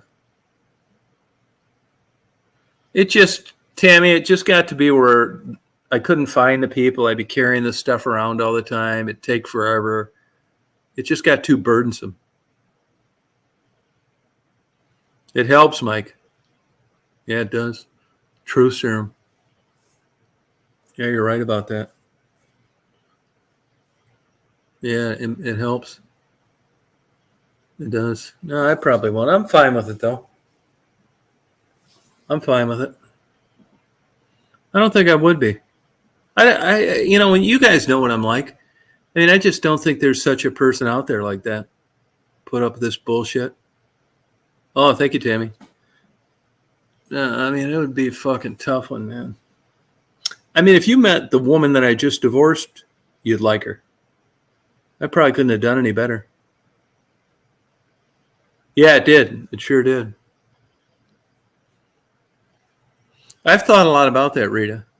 You know, I've thought about like porn taking the replacement of like legitimate relationships. I've really spent a lot of time thinking about this. In order to move forward, you have to look at your history and think, is this what you want to be? And I really spent a lot of time. And my final conclusion on porn compared to like a relationship with a real person and no porn. And I said to myself, Tom, how do you feel about the years of porn and what it's done to you?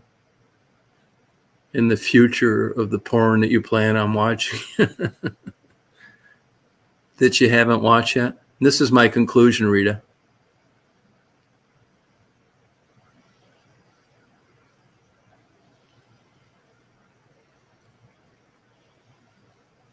Oh, you like that dark hair, huh? Oh, good for you.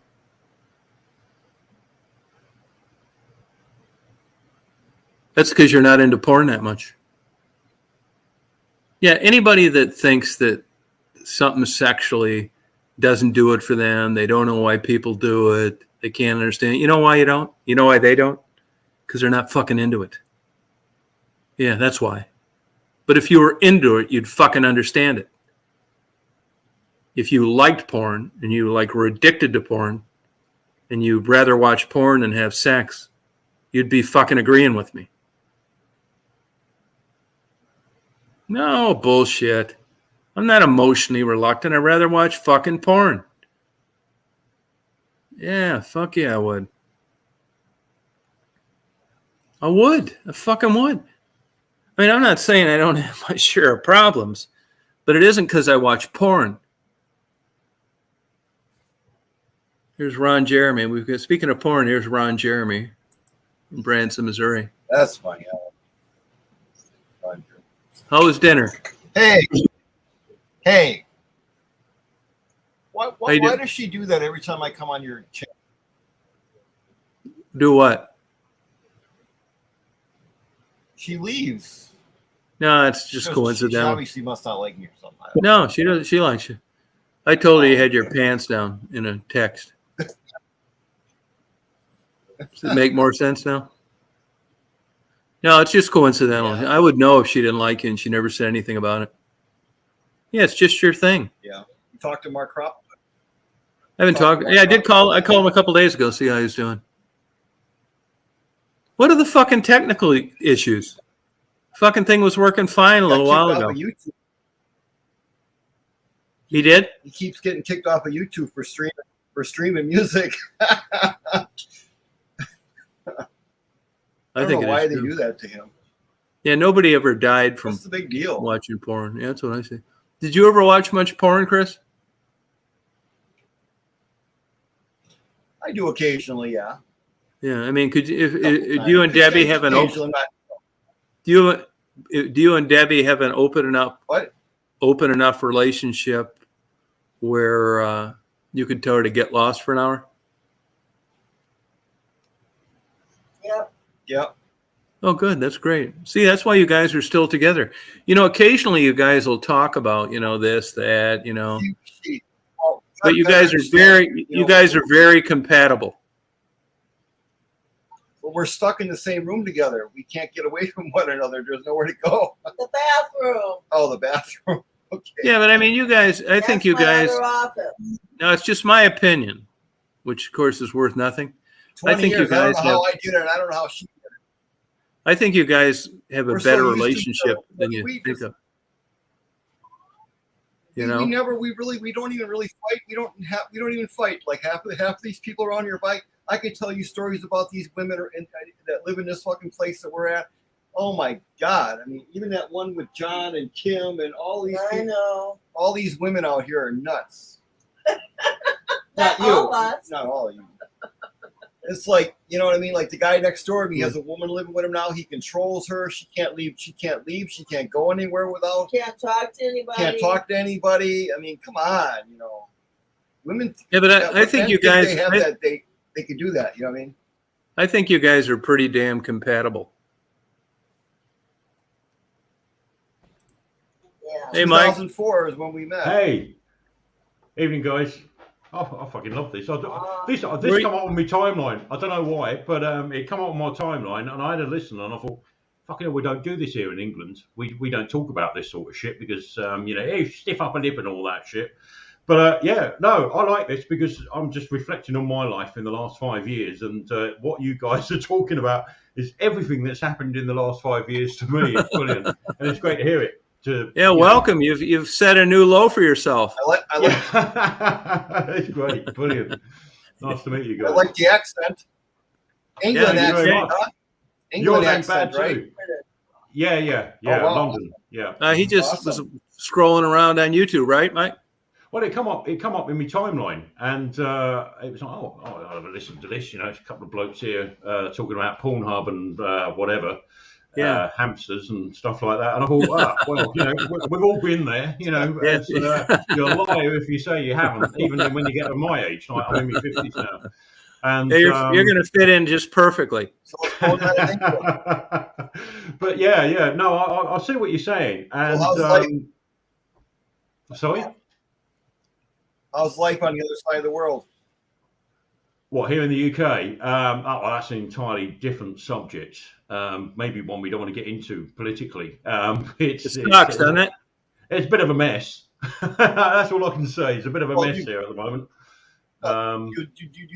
You like living there? Are you happy there? You like living there? Or No, what? I'm looking up. Well, I lived in Cyprus for 7 years. That was back when I was in the military. And I'm looking to move back there in January next year as I've retired now. So I'm looking to get out of here, to be honest. It's Have you been to crazy the what's US? going on Have you been to the US? there. Sorry, say Have you again. been to the States? I went to been the to States. When was it? States? It was 1997. I went to a place, it was Oh, Grand wow. Blanc Yeah. up in Michigan. And yeah, we went up to the Grand Rapids and places like that. God, that was ages ago. And we went down to Detroit as well. And it was just, you know, we went down to the Fox building there, the usual tourist stuff you do. But it was just a shock to see just how, you know, from pictures that I'd seen Detroit and in films and stuff like that, to see how it's deteriorated. And that was back then in 1997. So God knows what it's like now.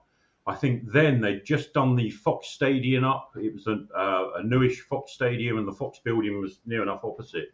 Yeah. And it was interesting. I loved it. I loved Michigan, but that's the only time I've been to the US, and I thoroughly enjoyed it. Yeah, we it was great because it was the same thing What are again. your gun laws there? Well, here we haven't got any now. They were taken away What are in the your 90s. gun laws there? They've gone, disappeared. You're gun lucky. ownership. They've tied it down. They tied that It's down got- in it's- 1996. It's gotten, Yeah, we can't it's have gotten guns. so out of control in the United States of America with guns now. Really? Well, the trouble is, I mean, you can have gun laws, but I've got a belief that, unfortunately, when those laws come in, the only people that are armed end up being the criminals Yeah. and the It's police. Chicago. Chicago's like that. Yeah. And, I'm for gun ownership because I just think, well, what right have the police and the criminals got to have a monopoly on it? If I can't defend myself and my family, and I'm relying on police that are utterly useless here. They've gone woke. They're more interested here in the UK about policing your language than actually turning up for a We crime. should do what you Oh, we should do. Yeah. we Well, should I do mean, what you do it. We should do what you do in England. What's that? We should You're do. not that smart. We're not that smart here to do that. Well, I don't know, but we're not that smart here either. We've gone totally the opposite way. You don't with have it. mass And- shootings there like here.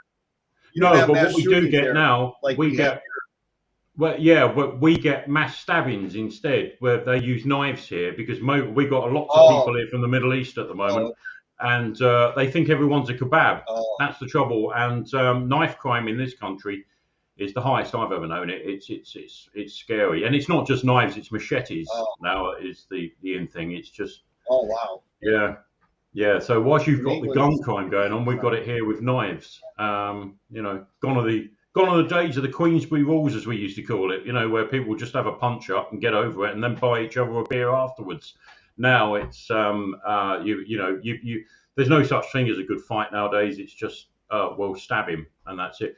And it's like like dogs, certain dog breeds attacking a pack.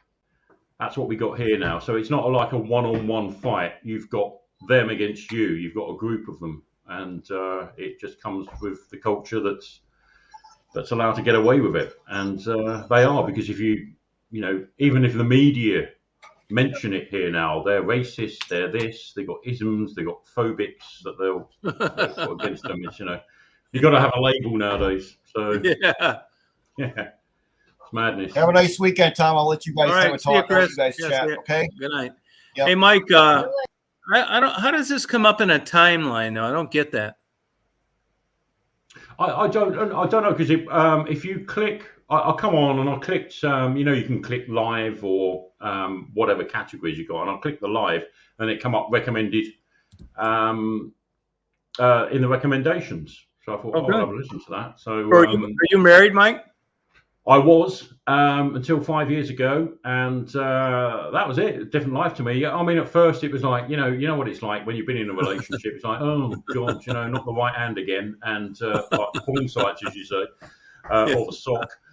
It was like, it's quite upsetting for the first 6 months, but then after, I don't know, I'd say near enough a year, it was like, do you know what? I don't mind this actually. I'm not being nagged for having a pair of pants on the floor, or underwear as you'd call them, or me socks on the side of the sofa and stuff like that. Not that I'm a particularly dirty person, but it gets a bit laborious after 20 years of being moaned at for coming home from work and just stripping off them. But I was like, I can't be arsed now, because at that time I was just like I just reached 50 then, and I just can't be arsed with the ritual of chatting up a woman or whatever, all that stuff. And I just thought, no, I like my own company now. I don't mind. And I go to my bar, my local bar, and stuff like that. And I don't mind friendships with women now. But there's something there that's like, if this gets serious, then it means I've got to stop doing this. I can't do this. I can't do that. So I'm quite content at the moment. You're liberated. I do feel it. At first, I didn't feel it, but eventually I did. Hello there. But now I do, and do you know what? I can't be arsed with it all. I like women's company. I love women's company, but the thing is, to live with them again, I don't think I can do it, because I just think it's not what it used to be. I think attitudes have changed. It's not just women's attitudes that's changed, it's men's attitudes have changed. Society's attitudes have changed. And, this, you've got to be married, you've got to be this, you've got to be that. Them sort of, how can I say, sort of moral compasses have all gone, and they're not encouraged nowadays. Some people sort of, I don't know, profit out of that in one way or another. But I just can't be arsed with it all, to be honest. Yeah. What do you think Cyprus is going to offer you? Well, it's one thing that I love and I miss about Cyprus. We left there, when was it? And I think that was one of the main reasons why we broke up when we come back to this country. My son was born in Cyprus, and at that time, they were just going into the EU, and I didn't really want nothing to do with that. And I thought, a bit of stability. Let's get our son back into a UK school, education and stuff like that, thinking I'm doing the right thing. Well, I tell you something now, and it's something I hold my hands up to, and I admitted to my ex-partner, it was the worst thing we ever done, was come back here. Because we was out the country for 10 years. Coming back here, it was a massive culture shock. I'd never known nothing like it. I was absolutely in shock for quite a while. And, Cyprus, to me, it's just the more of the laid back, slow way of society operates there. At first, it's frustrating. I must admit, when I first moved there, it was frustrating because nothing gets done today. Cigar is what they say all the time in Greek. Cigar, slowly. And it takes a long while to get used to that. But when you do get used to it, and you get used to that way of life, and you get used to not seeing teenage kids on the streets on a Thursday, Friday, Saturday night on the floor, being sick everywhere, and you just see it more being a family affair, where the families are out. They're down on the beach with barbecues. They're out in the mountains when it's particularly hot, having barbecues and drinks and wine up there. Coming back here, it's something I really do miss, because that's something that we've lost here in the UK. We've lost the family aspect of life. We've lost, how can I say, civility. There isn't none. If you go down to the town centre where I live, or any town centre in this country or city, it's an abomination. It really is. I've been young. See, the difference is between when I was young, we went out and got drunk and we got merry, but we never went out for a fight. Today, all you hear is, oh yeah, we're going out tonight and we're going to get shit-faced. We're going to get pissed or whatever. It's like it's a mission to do that, and then they're getting all sorts of problems and trouble. But it's not the sort of society that I was brought up in, and since coming back here, I find myself more and more, how can I say, connected to here. It doesn't feel like home. And it doesn't feel like home. I feel very uncomfortable here. Yeah. Hey, Mike, when you watch like the news of what's going on in the States, what kind of impression does that make on you? Well, recently we've been getting, certainly the Daily Mail, and I think you get the Daily Mail in the States. It's been showing us what's going on in California, San Francisco, and places like that, where people on drugs. You got that. It really is like the films that we used to see of zombie attacks, where the people are literally spaced out in the middle of the streets. There's a lot of homelessness there. Hollywood as well, around there. I know that it's and that's the images we're starting to see now. And then there's the political side of it with Trump, Biden. Well, I'm sorry if I'm going to offend anyone here, and I don't mean to. No, go ahead. That's our calling card here. How the fuck did that guy get elected as president? Because even our media here are showing us clips now on a daily basis of that guy. I don't know where he is. is with the fairies. He doesn't make sense, and I find that quite being the planet's superpower.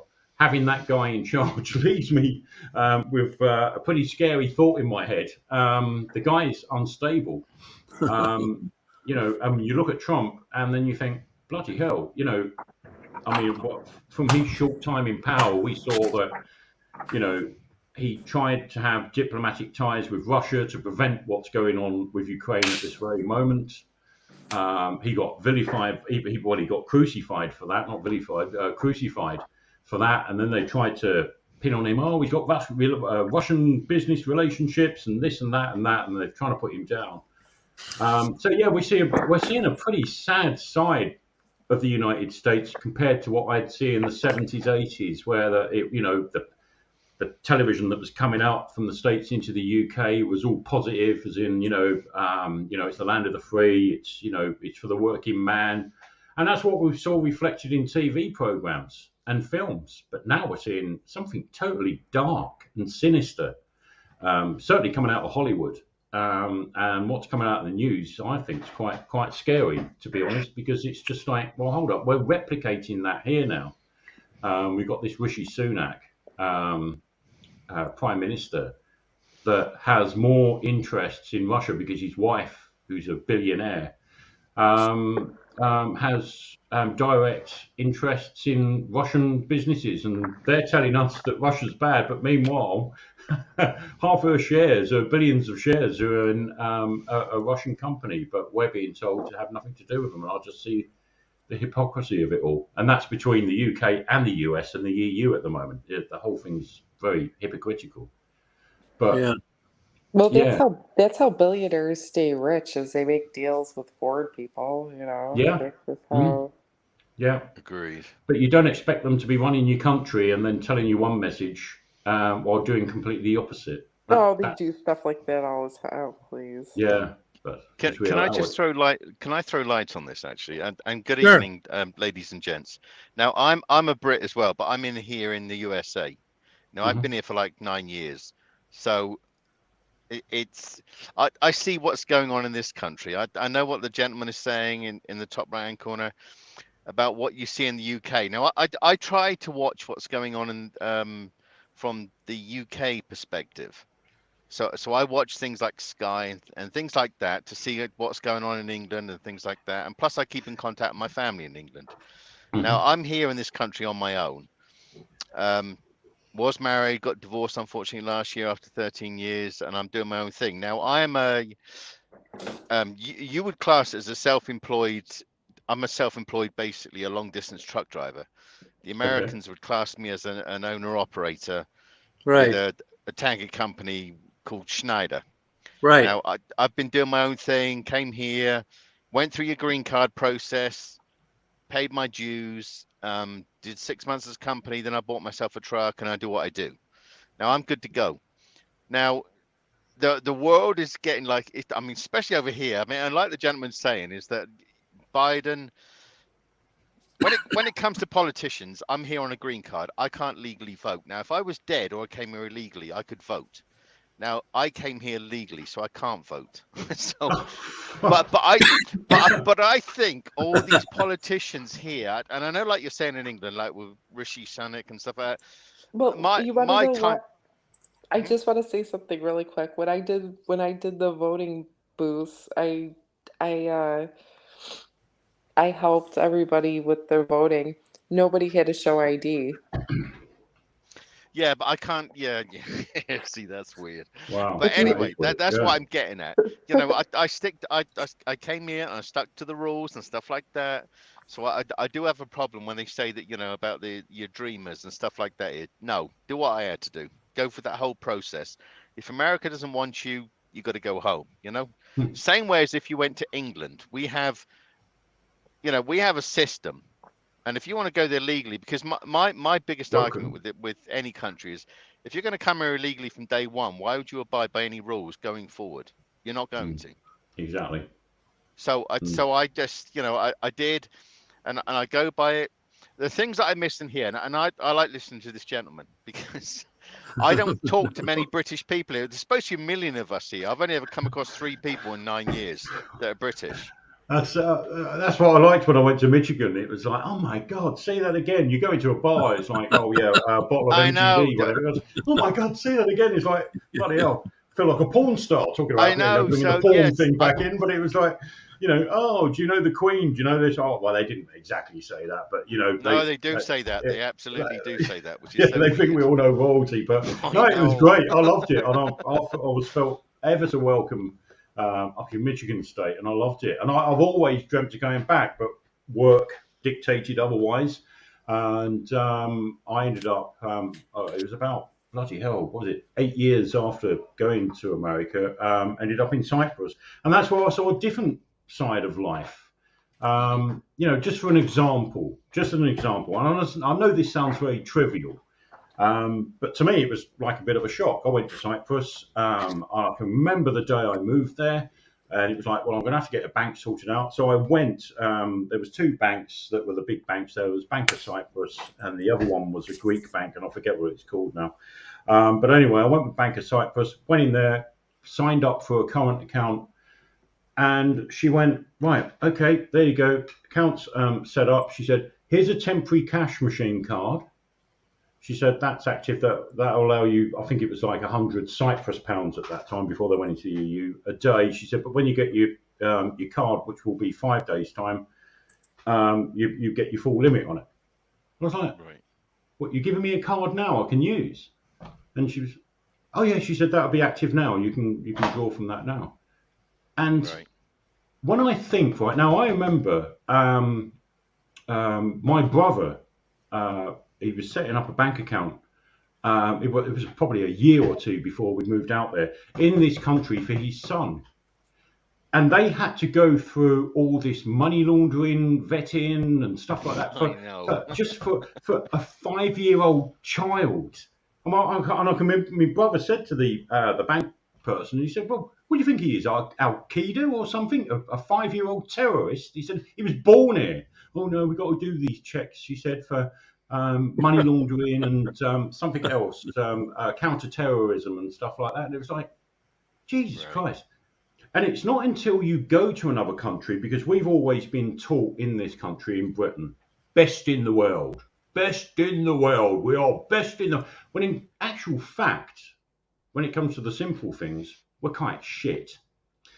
We've been brainwashed. We've been taught everywhere else is backward, apart from the States. But, you know, if you go to the Middle East or if you go to Mediterranean countries, everywhere else is backward. Well, yes, we invented all this and we're the best, the biggest and the best, stiff upper lip and all that shit.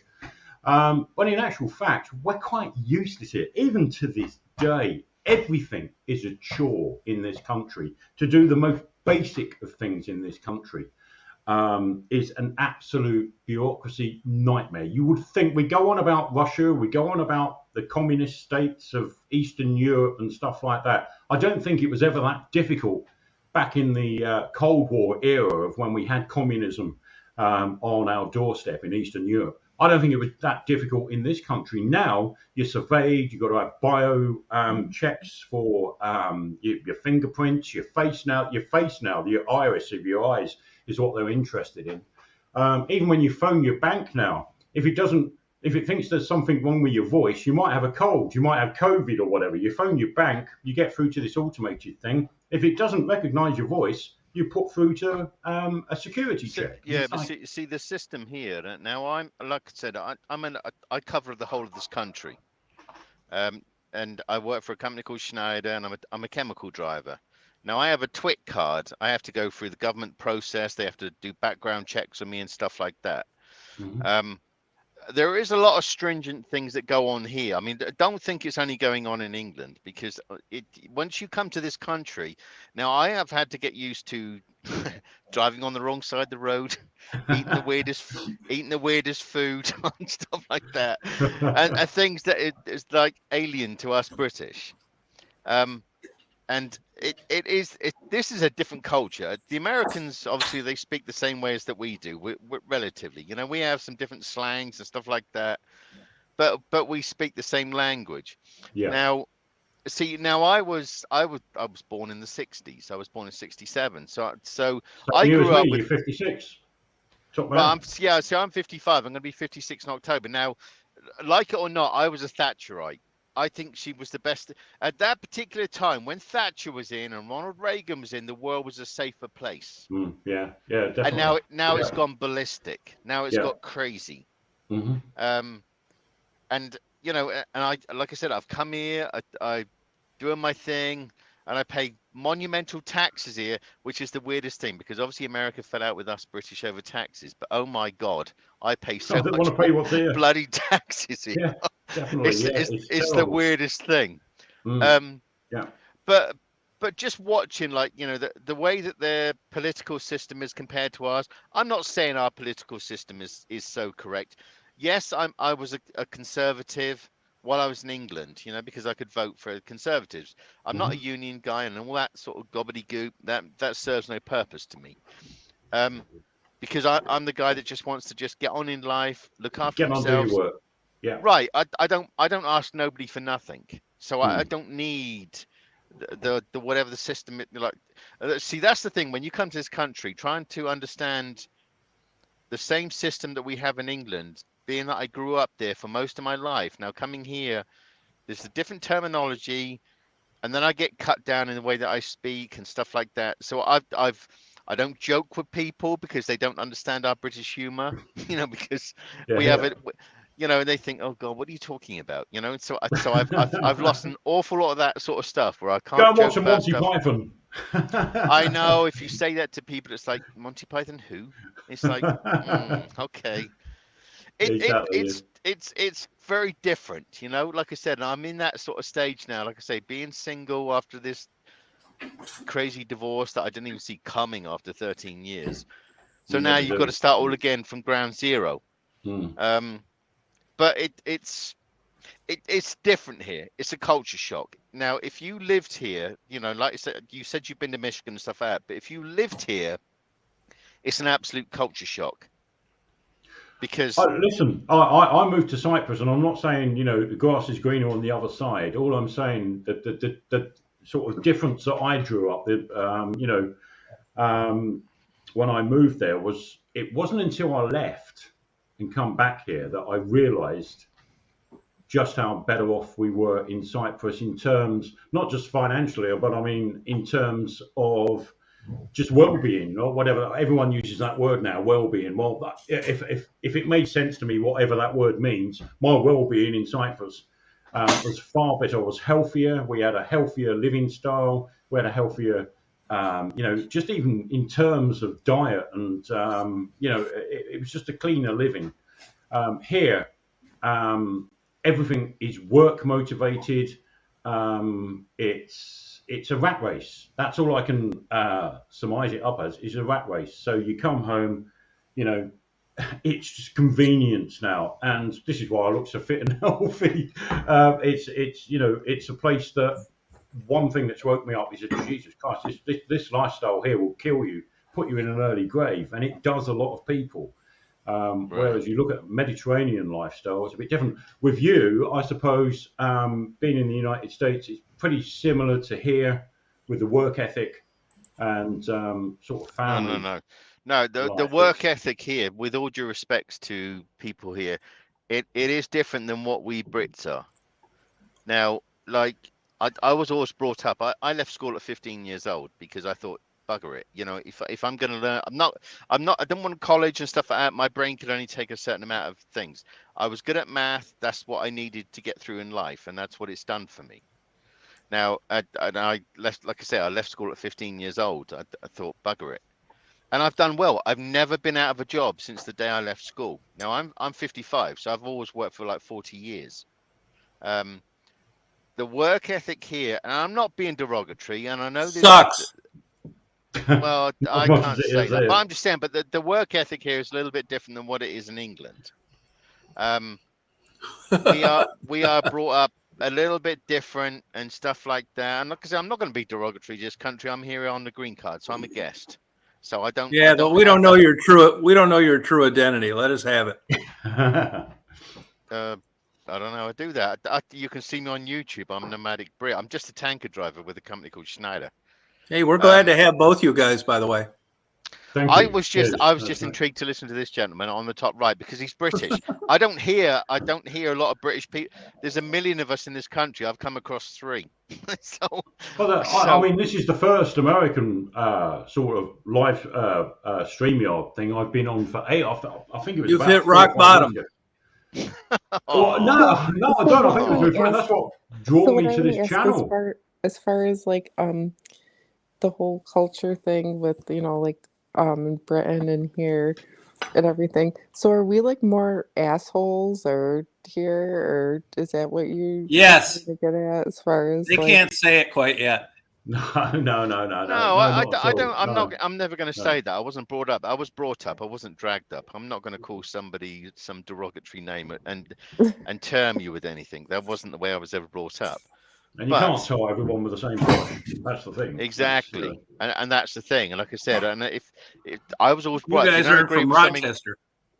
Well, because I was originally from London, Wimbledon, London. So I was one of the boroughs of London.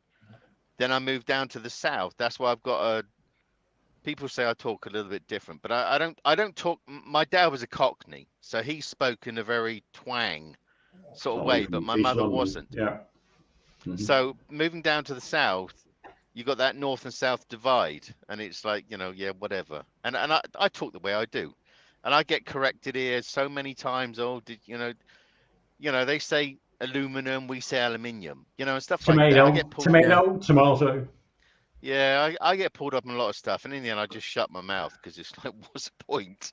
I just yeah, whatever. That's just banter, isn't it? I mean, I'll just look at that as banter. It was the same thing, when we was over there, and Right. you get the thing, potato, and Yeah.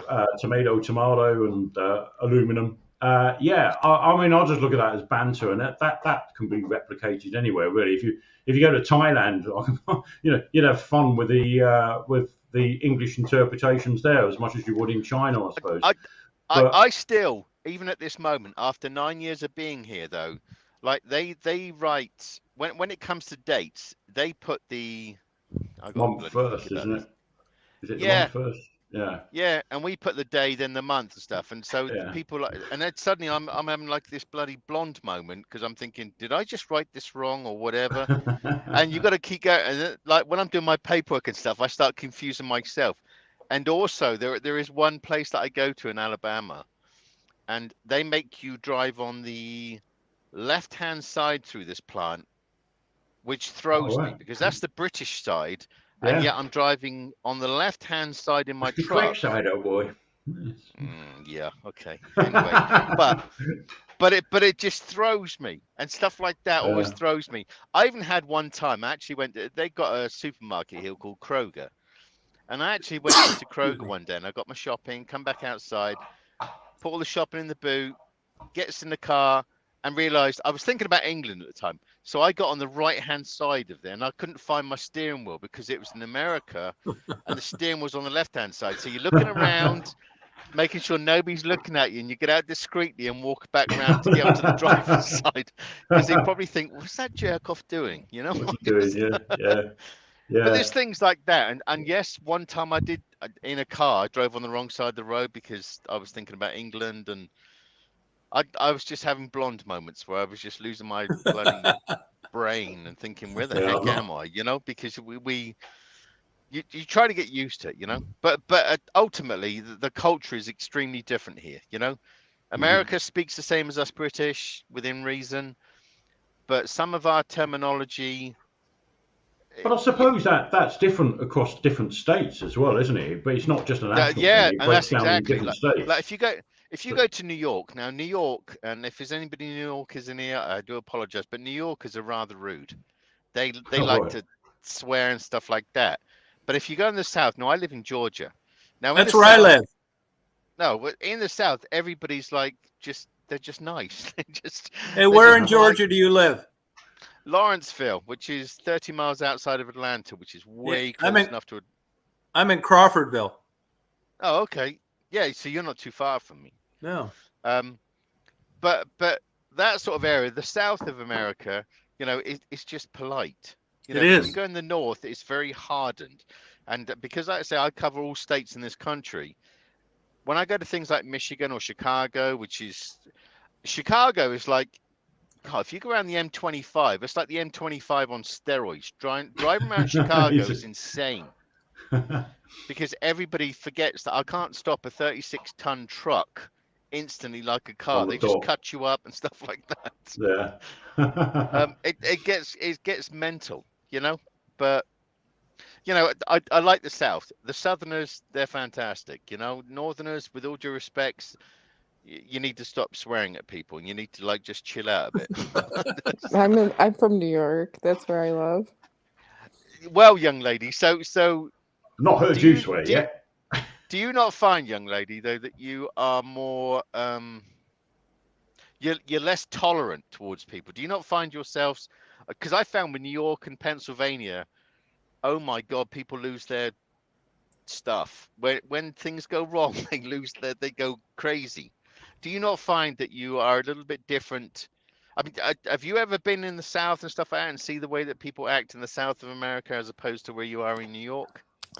I think what it is in the north, it comes off rude, but like I think they're just more like real people than than like this fake friendly phony. You know what I mean? Like Yeah, I know, but it's weird because obviously, like the gentleman in the top right hand corner, same as me. Like, you know, you don't swear in front of your mum. You don't do stuff like that. But here in New York, it's like it just rolls off the tongue, like F this and F that and yeah, I mean, I don't really swear that much. I don't like swearing, but see, You're- since you yeah, said see, that by the much. time- I don't swear that much.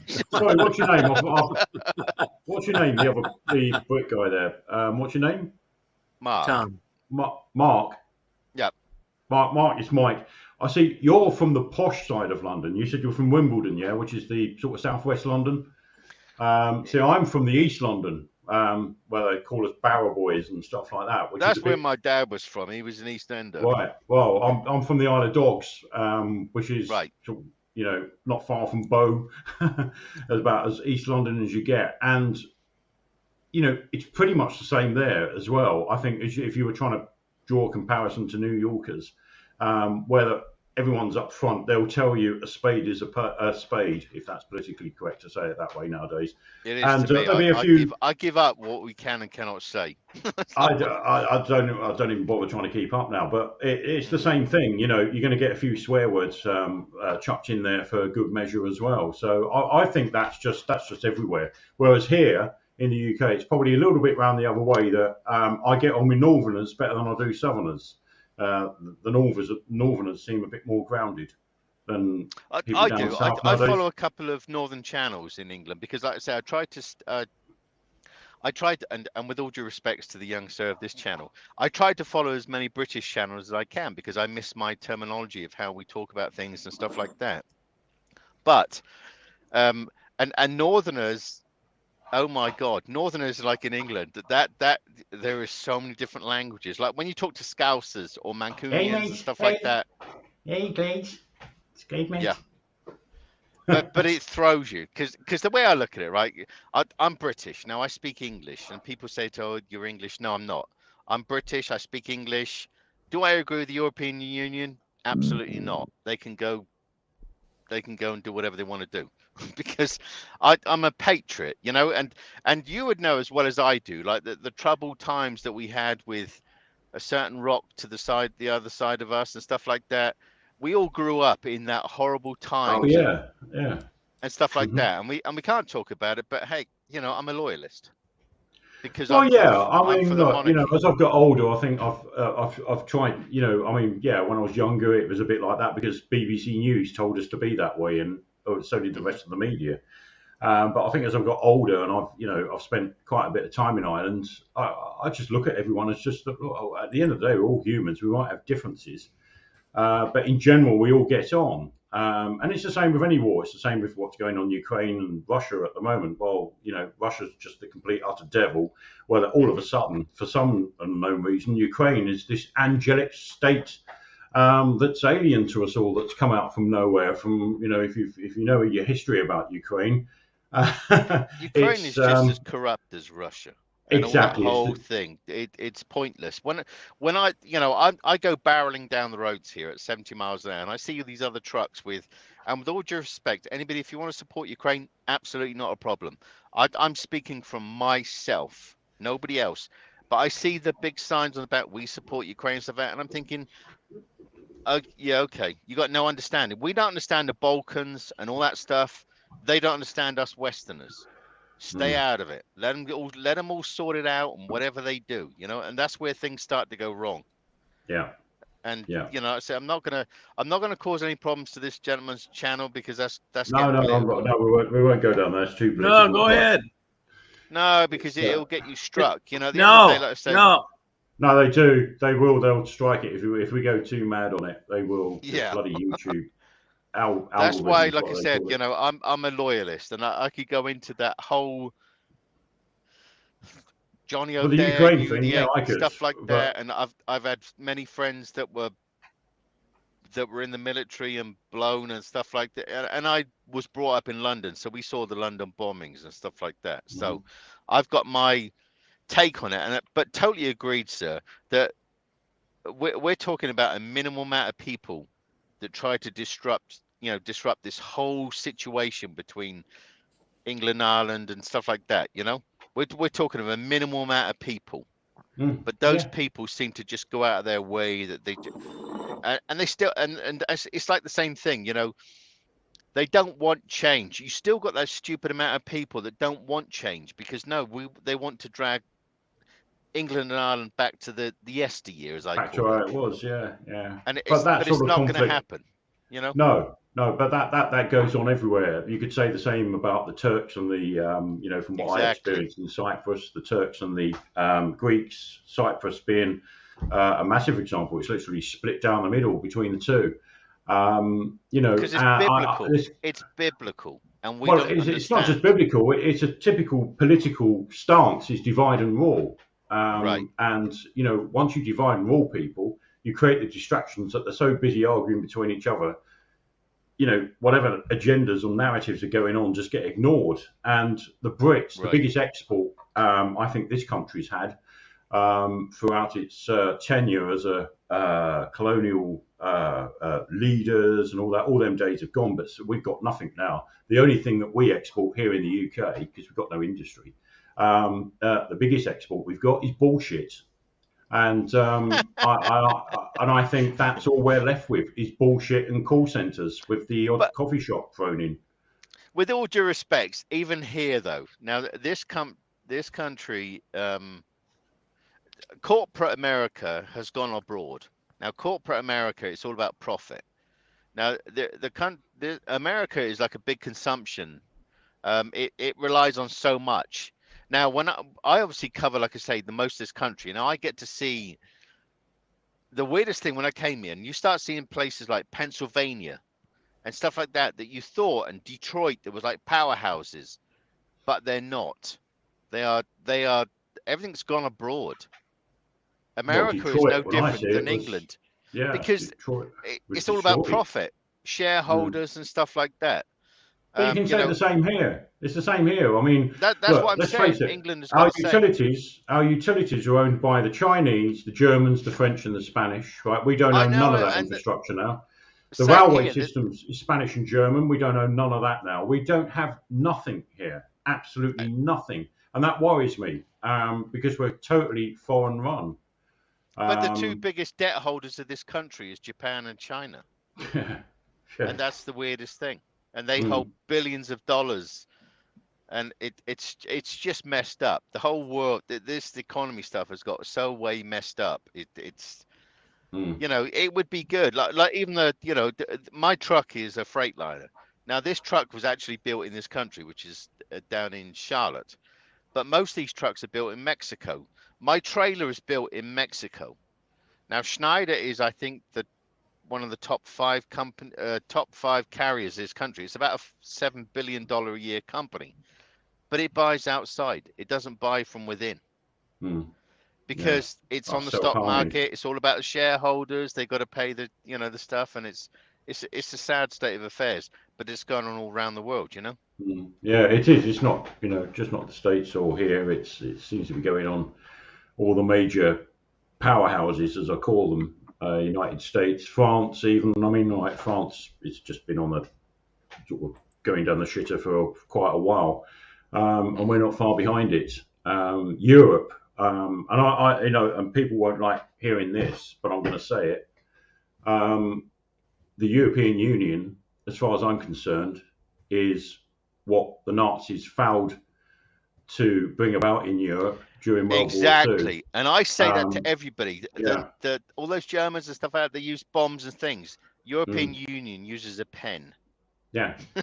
Well, That's yeah, the exactly. Well, difference. yeah, they used tanks in World War II. Now they're using banks, and Right. that's it. I mean, Germany's stronger than it ever been, and that's only because we're the fucking idiots. Excuse me, we're the idiots that built it back up after the Second World War. And look at them now. Right. If you go down the Rhine River, if you travel down the Rhine River, their industry is to the max at the moment.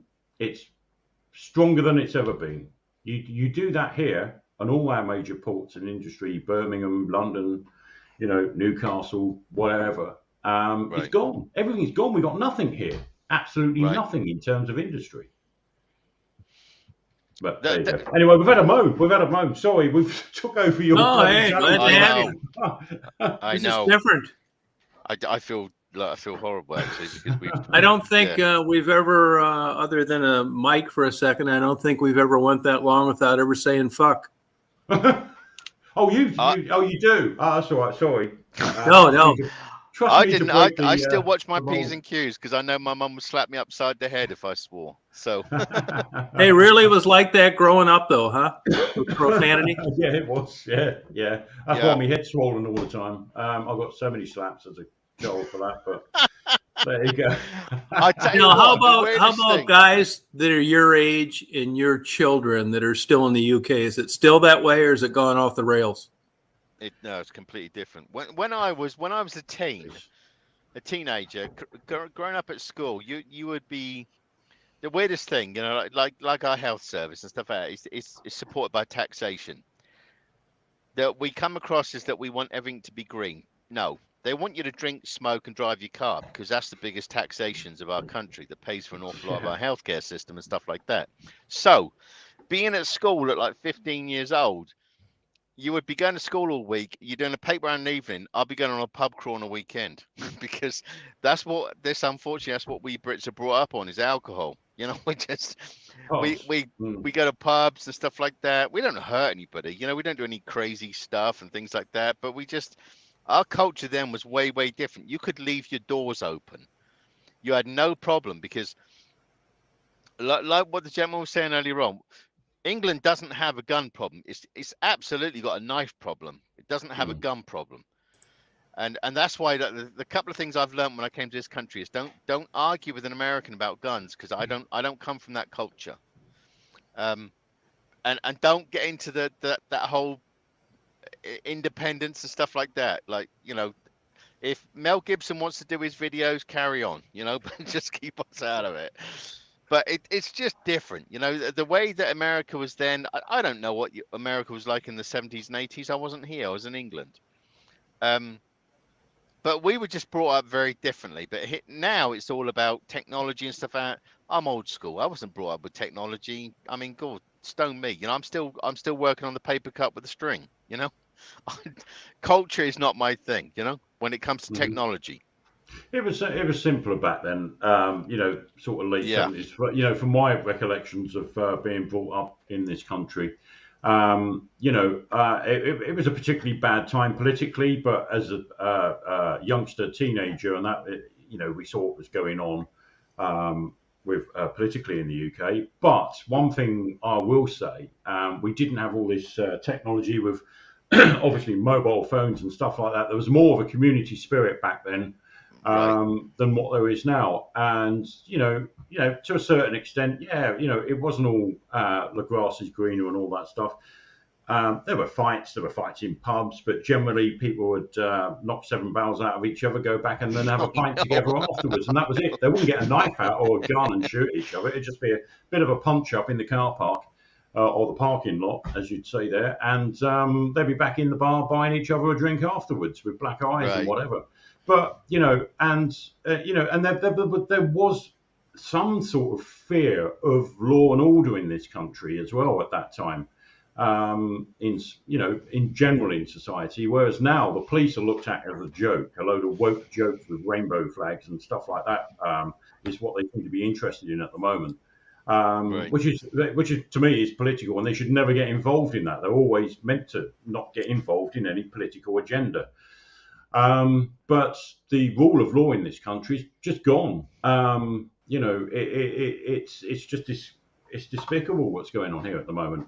You've only got to look up the paper any day. I mean, I think we've got more police committing crimes now at the moment than your average adult in the UK. It's ridiculous. It's and that's because they lowered the standards back in the 90s for recruitment into the police, because they wanted to employ a diverse range of police.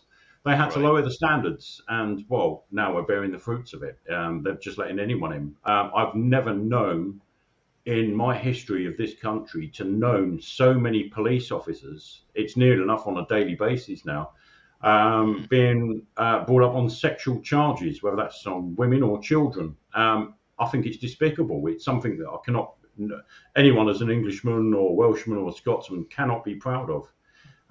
It's rife. It's rife in this country. I think we're just seeing the tip of the iceberg because, now there's inquiries with the top of the police at the moment in various forces looking into the people they're employing. It's like, hold on a minute. It was ever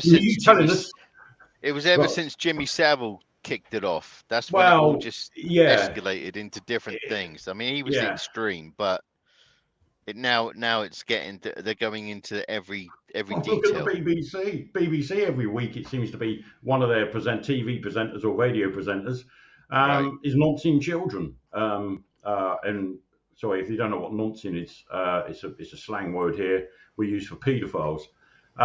It seems to be a weekly basis that someone from the BBC is coming out. I mean, whoever thought that the anchorman for the BBC News would be caught literally in a photograph sharing with a child online, him standing there stark bollock naked in a selfie. It's just incredible. But you see, the thing is, you become desensitized to it, and this is the thing I worry about. Once you start seeing it week in, week out, it's this, it's the police this time, is it? It's social service, it's the BBC now, the BBC, Jimmy Savile and all that. Like you say, it's like a landslide after that of BBC personalities. Yeah, it just opened the floodgates. It did. And it's just disgusting to see. It's like, how can an establishment, right? Well, you can see, it paints a picture to me. It's like, well, hold up a minute. If it's that rotten in senior civil service positions like the top of the police, the BBC, which is the state broadcaster, what the hell is it like in our political structure? I mean, come on. Let's face it, we've had a few interesting cases over the last decade or two of politicians that are involved in all this stuff as well. And it's like, what's at the top of all this rot? What sort of creeps down in my head?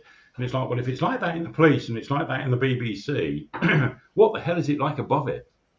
And what are they keeping from us? Which is why we see laws being brought in now that, it's ever more difficult to challenge a politician. You can be accused of harassment if you keep asking questions. And we've seen that in very recent times of journalists that are being pulled over the coals for asking too many uncomfortable questions. Right.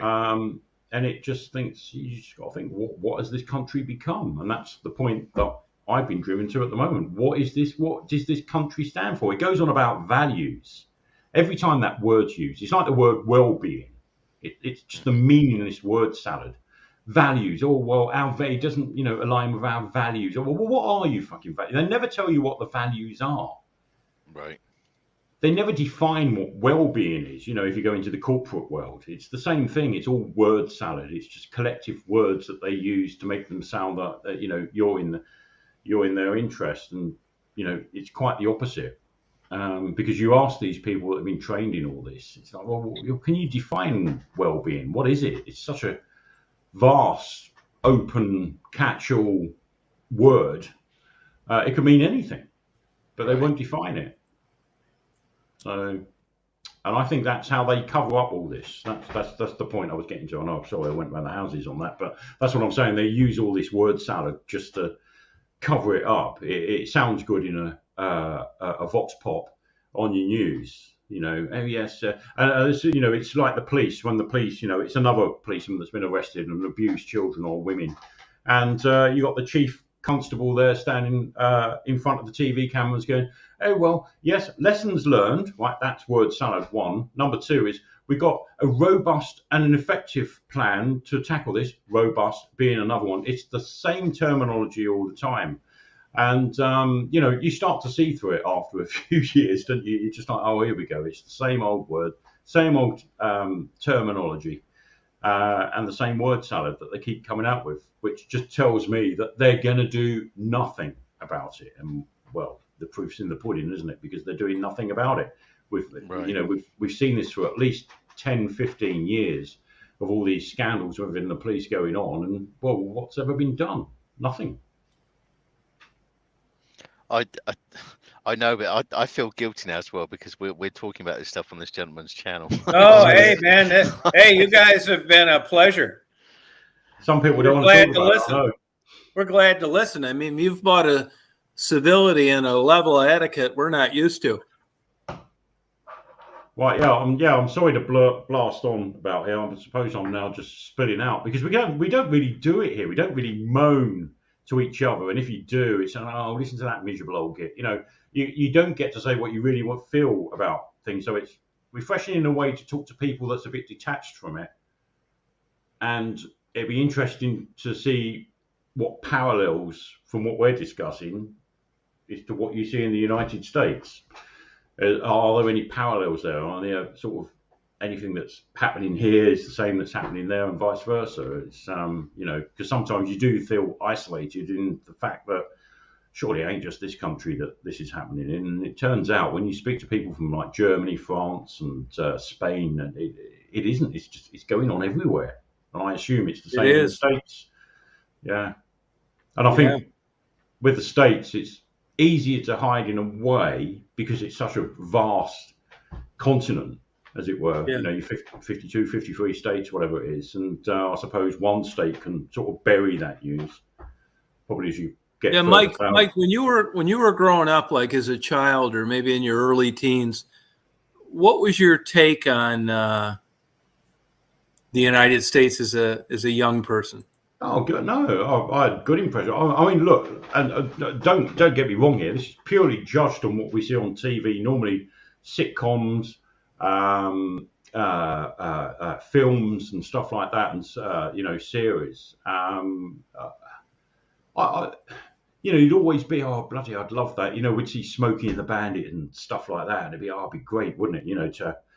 To have a region like that here in the UK, which we never did because everything was so bloody boring here in comparison. We'd see all these American series come out and it'd be bloody hell, Hill Street Blues, and stuff like that. Anyway, MASH and, all these programs that were, we had a lot of American programming here in the 70s and 80s. Airwolf, I used to love Airwolf and stuff like that. And it's like, bloody, nothing happens like that here. And,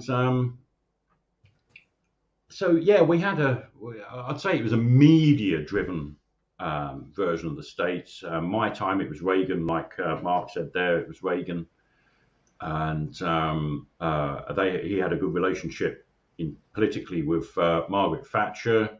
When I was a teenager, my mother had some pure hate for Thatcher. Because I can remember her saying, and I never understood it at the time. She said to me, worst thing that could ever happen, she said, is putting women in power, because it was one of our first female prime ministers at that. Well, she was the first female prime minister at that time. And I can remember this conversation with her, and I was like, oh, what do you mean? Why is it bad? She said, oh, women in sort of that sort of power, she said, it's always going to end bad. And Then we had the miners' strikes. That got nasty, and we had. I mean, that was the time when we had the Falklands conflict as well, and then things changed. It was like my mum was like, "Oh yeah, we've got to go out and fight the Argies and blah blah blah," and it was like, "Oh, I thought you didn't like her." She went, "Oh no, we've got to stand up for the country and blah blah blah." So it sort of suited when it suited. But my impression from the United States at that time was, it's changed over the years, obviously, because you get more political. I don't think it was until I was in my late 30s, early 40s that I took any political interest in anything. And it wasn't until after that, I think it was 9/11 and the Gulf War, that sort of made me look into things a bit more than what I would have done. And it was like, what are we dealing with here?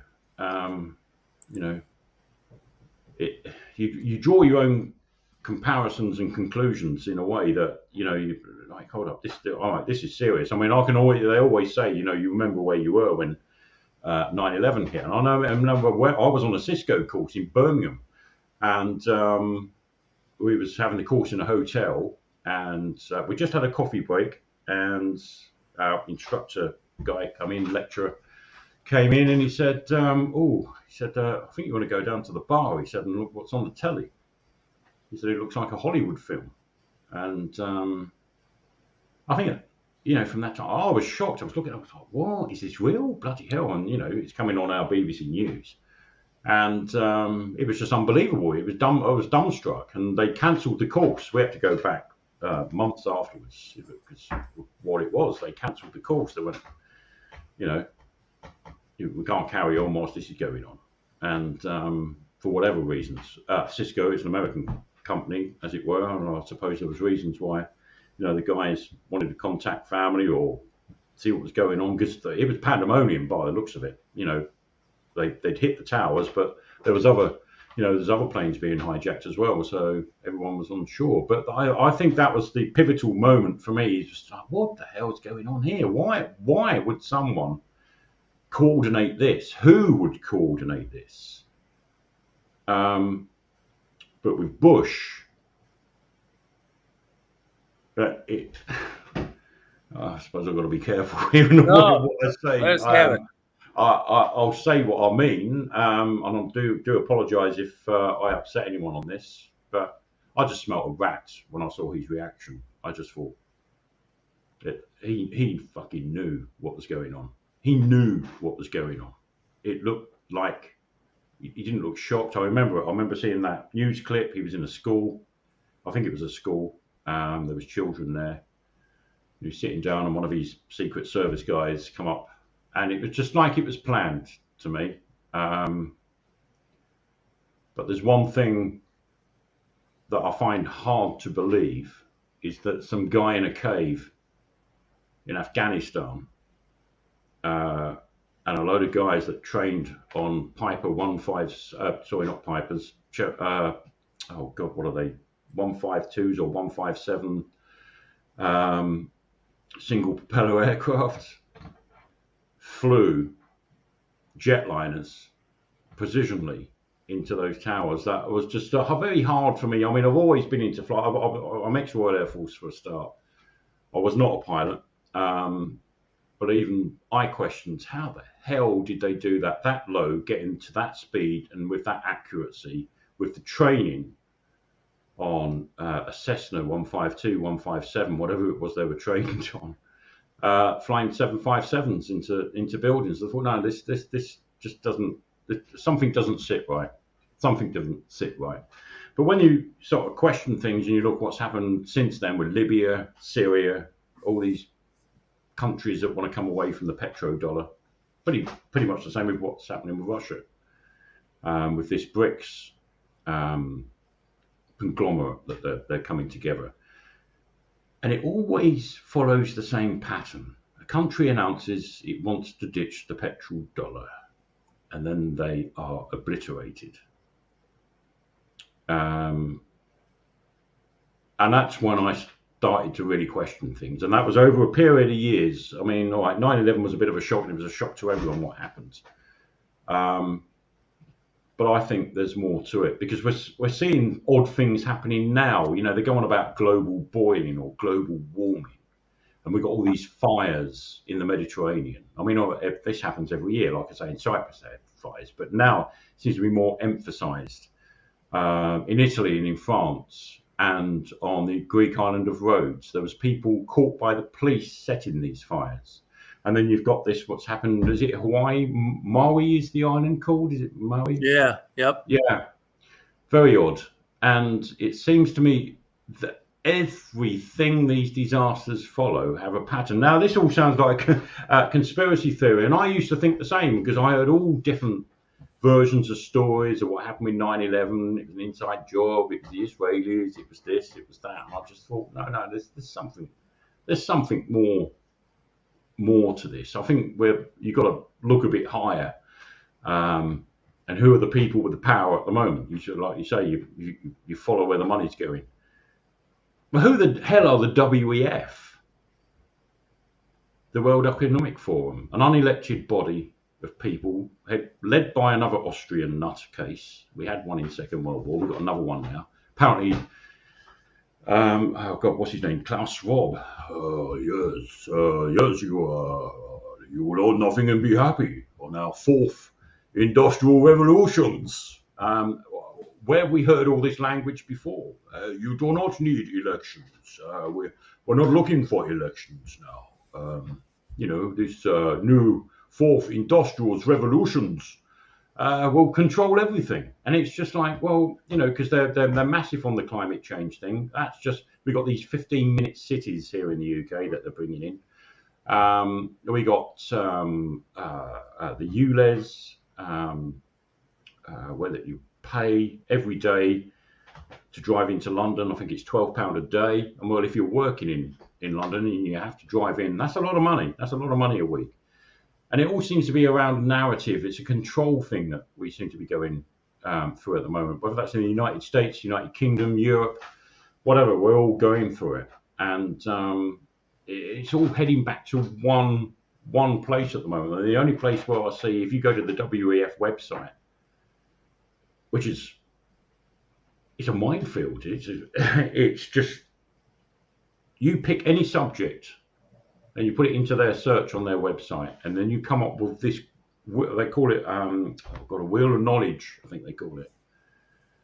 And it will go through every aspect of life, to politics, to social life, medical, you name it, it's on there, down to cars, down to environment, everything. And then there's drop-down menus from that. And there's drop-down menus from that. There's sub-menus. You could spend months on that website going through everything in their policies for the WEF. And these are all policies that countries like the UK have signed up to with the WHO and the WEF. Unelected, none of us have got a vote in this. And I'm sure the same's happening in America. Where you're being signed up to all this WEF, World Economic Forum policies. But then you've got to look at all your politicians. 80% of our politicians that have been elected are all members of the WEF, and they're on their websites. There isn't one person in power in this country that is not under the thumb of the WEF. And I know it sounds conspiratorial, but it's just the actual fact of how things are here in the UK and probably are in the United States. I don't know. I've not looked into US politicians as to, apart from the facts, your usual representatives are all part of the WEF, even down, you get to the corporate levels of Bill Gates and everyone else. So, like I say, since 9/11, I've America coming to the forefront of my mind. It was like, oh, bloody hell. And something didn't seem right. It wasn't, to me, just a few guys from Afghanistan. The story that we were sold that, they trained on Cessna 152s in the United States on visas. Just like, you could not script that in a film and get away with it without people going, oh, well, that's a load of bollocks. What a stupid story. And And if that was the cover story, which it is to this day, I just think they must think we're all stupid. They must think we're all stupid. People will accept it because it adds some closure to either, the frustration, the upset, and everything else. People want closure on things, but I'm a bit more detached from it because it didn't happen here. As terrible as it was, I was asking questions, and I thought, how have people swallowed this? They got in with box cutters at a major international airport. There was an exercise going on at that time with NORAD, and planes were in the air, but they were not called to that area until what happened had took place. And it was like they were 10 minutes away. How does that not happen? I don't know. I don't, and that's what I'm asking. I'm like, well, the United States, probably one of the most secure countries militarily in the world, because you'd be sure, damn it, if a Russian bear or a Russian bomber come 100 miles off the coast of America, they'd be up. They'd be up there, and they'd be up there in minutes.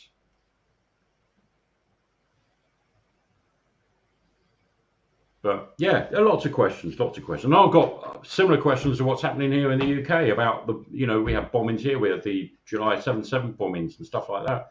There's just too much coming out. Every time it seems to be an exercise. We had the Norwegian attack. There was an exercise going on there. It was the same in Spain, the Madrid train bombings. Well, they were doing an exercise there. 7/7 here, exercise. And apparently on 9/11, NORAD were doing their exercises that morning. That's why they used the excuse, we didn't know if it was real or it was part of the exercise. And it's just like, no, there's just too many coincidences here, here in Europe and in America. So, you can't kid a kidder, as they say. And, to this day, nothing concrete has come out to say, right, we're closing down this now. This is it. This is the actual fact. There's still lots of questions unanswered. And I think a lot of people don't want to hear the answers, to be honest. And I say the same about our establishment here.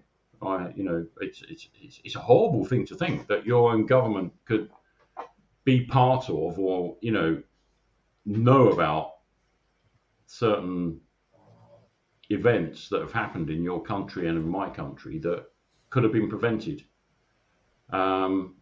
Or, at very worst, were part of what's going on. I believe the migration problem that we got here, let's face it, we stopped Germany crossing that English Channel in World War II with very primitive weapons and tactics compared to what we got today.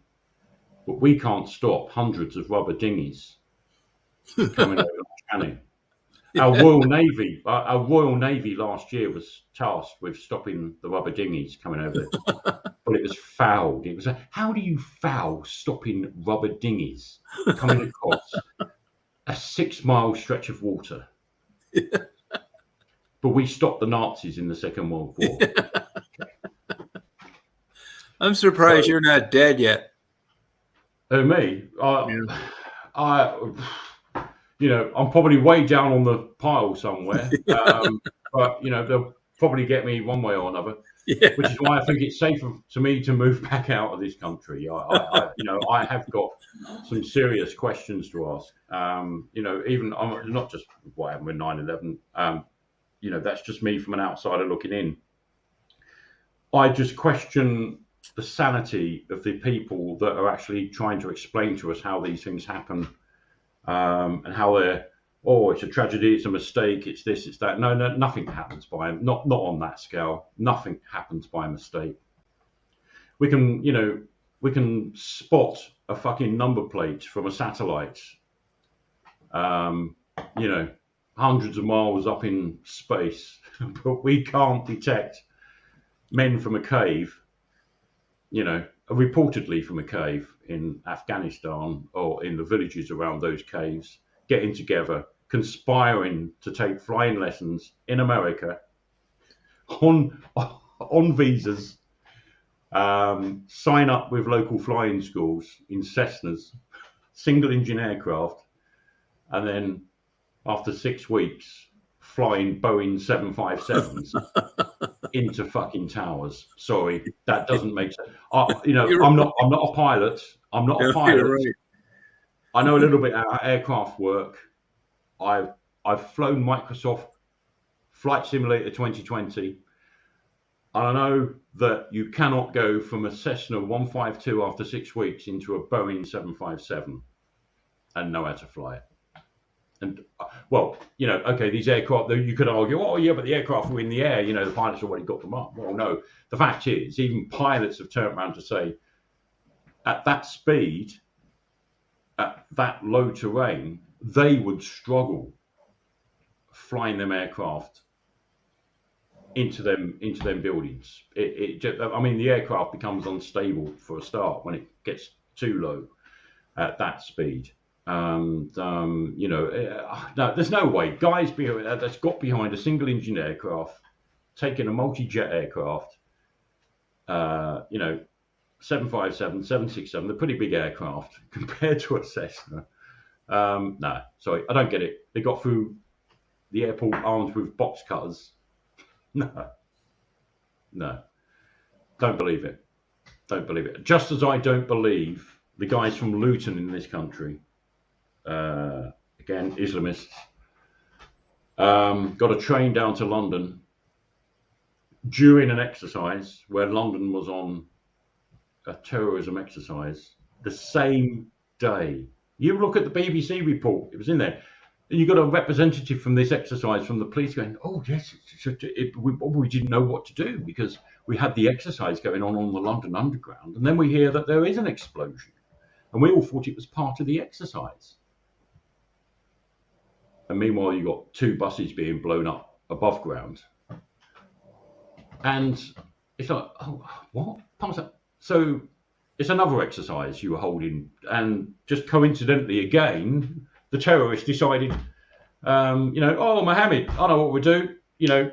Met police, they're having an exercise in London, counter-terrorism there. Why don't we do it on that day? As if they'd know about it in the first place. But, it don't make sense. And then you had the train bombings pretty soon after that in Madrid. Again, and it's in there, it's not a conspiracy theory, you can go and do your research. Oh, exercises being carried out the same day. And the same when Bramich in Norway done the shooting on that island. But before he done that, he blew that government building up or set a bomb off there. What were they doing? No, same thing, exercise. So, you draw parallels and you just think, no, these things don't happen by coincidence. They know exactly what's going on. And I think a lot of it's fear. But to be part of it, and I know the UK's past, if you look into our dirty dealings around the world, we used to be experts at this sort of thing, setting up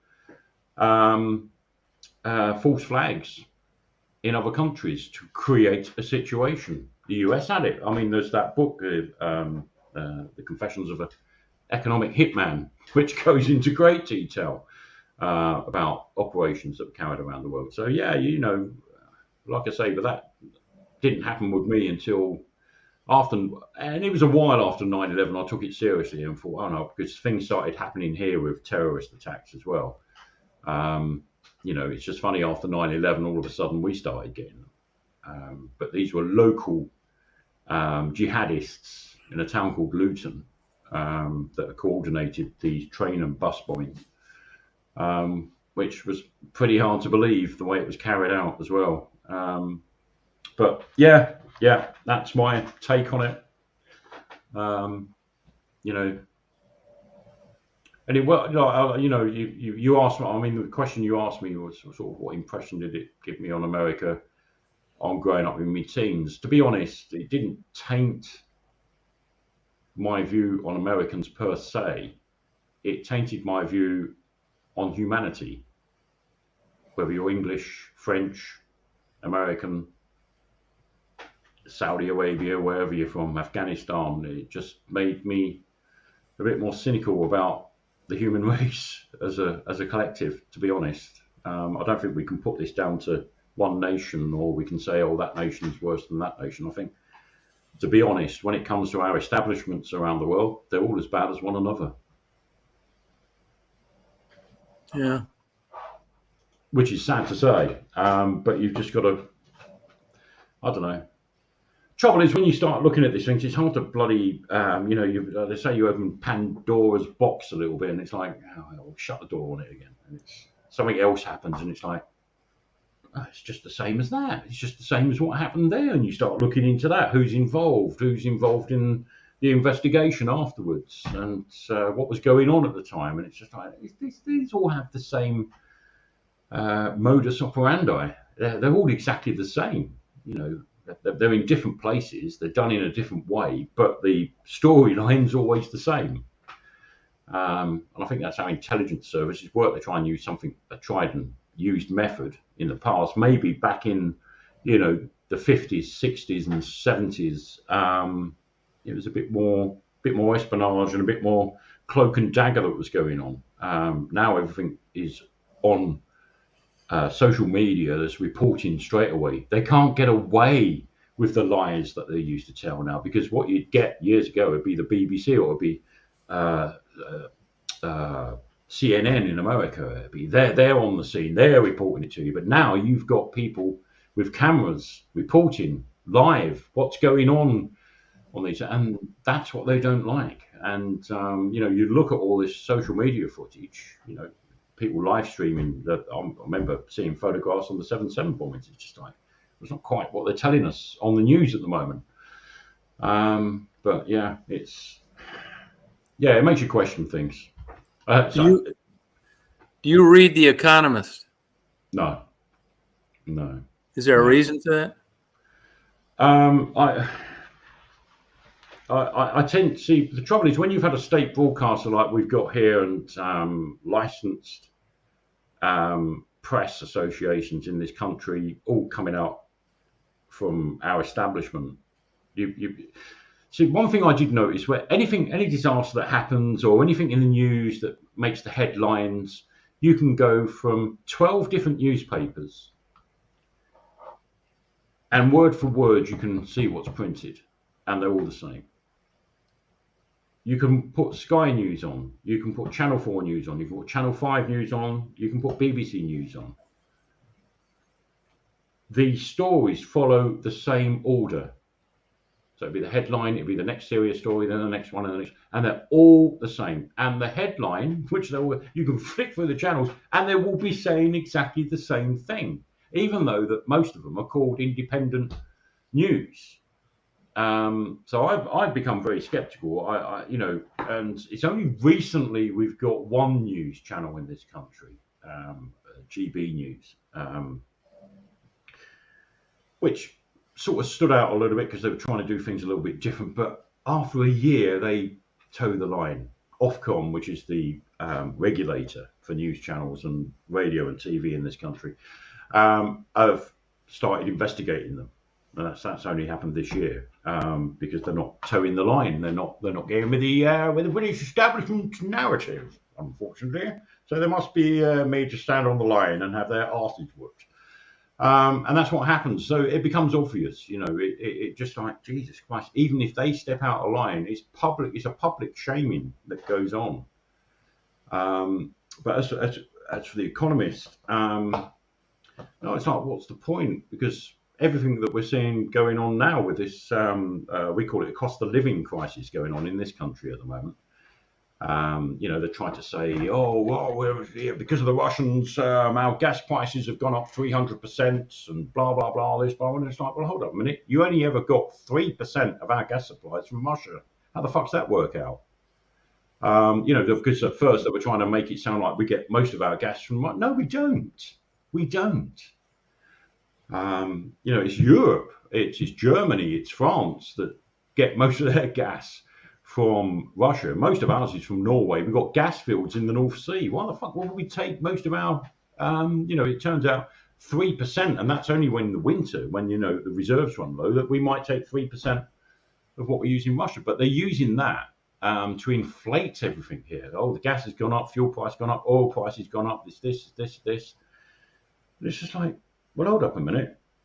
Europe have said, oh yeah, well we're struggling now because we've had to sanction Russia on oil supplies and gas supplies. So what they're doing, the Russians, they're just selling it to India and Saudi Arabia, and Saudi Arabia is then selling it back at an inflated price to Europe, which is just mental. So they're trying to say we're stopping Russian oil and gas, but they're buying it from the Saudis and India. But India is getting it from Russia in the first place. I call that self-harming, like a self-harmer. Well, we've sanctioned them. That's it. The naughty Russians. We've sanctioned them, but the plebs can pay the 300% rise that they've got on their gas and electric bills in the last 2 years, and we'll just blame the Russians, and they'll go, oh, nasty Russians, which the plebs do. They just go along with the game. What's in the news? Oh, nasty plebs. Oh, yeah, nasty Russians. It's the boogeyman. It's the boogeyman. Russia's always been the boogeyman. Despite the fact that they helped liberate Poland from the Nazis and most of Eastern Europe at that time. We seem to be brainwashed into thinking that Russia's some sort of communist state that it used to be, and but people are grown up, they know it's not the same now. I mean, Putin, yeah, he's a bad guy. There's lots of bad guys on this planet, and you've got to learn to get on with each other. But to constantly tar everyone from one country with the same brush, I think is pretty shit. It's like saying all Englishmen wear bowler hats, and or they're all stinky bastards with bad teeth, or it's the same thing. You tar people with the same brush. It's it's a dangerous route, and I've never fell for that. I've never gone with sort of mainstream narrative for whatever good that's done. But I don't know. But I just don't buy it. I don't buy a lot of it, and. Yeah, but as for the economists, no, that's. Hey, on a different note, how does the BBC get that sustainability and constant flow of money with like Richard Attenborough Productions? Right. Well, yeah, that's another rabbit hole really with the BBC, because the BBC have their central broadcast, which is paid by a license fee. They get something like £3.6 billion a year. But over the last 2 years, that's being decimated. They've lost 2 million license fee payers over the last year. Really? And they're losing on average. Why? Because everything the BBC are putting out at the moment is woke. If you listen to their radio output, if you listen to their television output, everything's woke, everything's LGBT this, it's climate change, the world's boiling, your children, they'll die if we don't do this now. It's hysterical.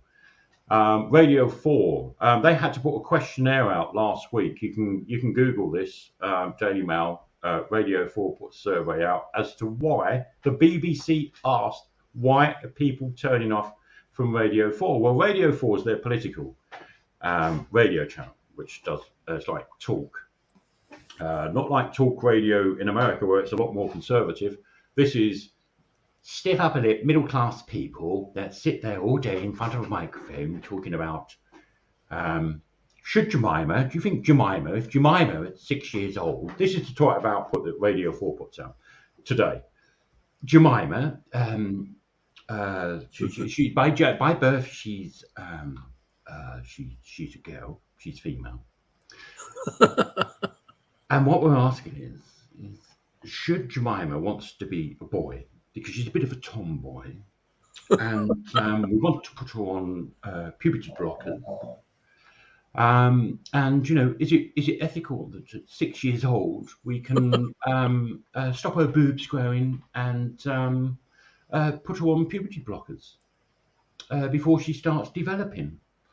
And this is the conversation, and it's day in, it's day out. People get up in the morning at 7 o'clock in the morning. They're talking about women having their tits chopped off, men having their stuff tucked up, and it's an obsession. It's an obsession with them. And if it ain't that, we're all going to die because the planet's on fire. Don't go. The thing they said 3 weeks ago is if you've booked a holiday in the Mediterranean and you're still going to take your flights, there's something wrong with you. You should be cancelling your holiday because exactly this is our state broadcaster telling us this, and and it's just like you wonder why people you've put this. Sorry, last week, not this week. Last week they put a questionnaire out on their website. Why are people not tuning into Radio 4? And I just thought, do you really want to know the answer? People are sick and tired of your patronising, sick agenda that you want to pump down everyone. And they're always putting people down. It's for a corporation that should be not biased, it should be subjective and neutral in the news output that it puts. It's far beyond that now. It's like if you've read Orwell's 1984, I call it the Ministry of Truth, where the truth lies and lies is truth, and that's exactly what it is. It's like Winston sitting there, gets the script in, and he reads it, and you've mentioned female, I'll mark that down as use more appropriate language. You can't use male or female. This is the BBC. This is how the BBC are acting. No, you've got to change that. You can't say that. You've got to use appropriate language. And people are sick and tired of it. Look, listen, I mean, I've personally got, whatever people do behind their closed doors or whatever, I really don't give a toss. But when every day you walk into your supermarket, you go into your supermarket, you go and fill your car at the gas station, you call it, we call it the petrol station. You go in there, there's flags up, there's this, free love is any love, and all this shit. And I'm like, I've come in for some eggs and milk and fill my car up. I don't want this, man. I don't want it. I'm not interested. I don't want to see your fucking rainbows. Get on with your lives, and just because it's becoming toxic now. It's got stupid. It's just like the BLM thing. It's blown up. It consumes itself in the end, because what you've got now, you've got lesbians against women, you've got women against gays, and gays against trans, and this is just another example of what I was telling you about earlier about divide and rule. This is why the corporations and the government back this. You'll go to your town hall, the police stations. You want to see the state of some of our police cars? They've done the police cars up in rainbow colours, right? And it's like, you wonder why you've got a youth knife crime problem in this, because they look at the police cars that turn up and they just laugh. What are you going to do? Get your handbag out, officer? And it's just, it's a joke. If this country's become a standing joke, look, like I say, everyone's got an agenda of some sort, but you don't go rubbing it in people's faces. But now they're getting brave with it, you see, because they're getting into the schools and the education system, and they're saying that they want to educate children at 4 years old with this agenda as well. And it's just like, right, okay, that where me as a person that would normally have nothing to say about it draws the fucking line. You leave kids out of it. Kids can't decide whether they're going to have sugar puffs or cornflakes in the morning. It's it'll be, mummy, no, I had cornflakes yesterday. Now I want. They can't decide what breakfast they want in the morning, let alone what fucking gender they want to be. Right? You'll get Johnny Boy. He might have a sister. She plays with dolls. He plays with action men, and then sometimes he plays with dolls. But it doesn't make him want to be a girl. But this is what they're encouraging now, the education system. It's just like, and it's all backed by this. Well, it used to be a rainbow flag. I think there's so many colours on it now, and there's so many different flags that it's all cancelling itself out, and it's going to a nasty shade of brown, of bullshit, as I say. And that's what priority in this country is. You go to work, it's pushed down your throat. Oh, you can't use. I worked in an RF background where we had female connectors and male connectors. Well, if you use the Microsoft word system in there and you use that term, now you've flagged up. It says, please use an appropriate term. This isn't a fucking workplace. Hold up, I'm ordering a connector that I've ordered for the last 35 years and it's called a female connector. But a box pops up, please use a more appropriate language. And you have to break the word up to FE-MAL. It's ridiculous. I've never known it. And to me, it's a collective. It's a collective. Is that an alarm going off? It's a collective mental illness. To me, it's if this is what people's worried about, it just don't make sense. I don't know how we got onto this, but yeah, we're covering lots of things. Hold on a minute. I think my phone alarm, and I can't see where I've hid my phone. 1 second.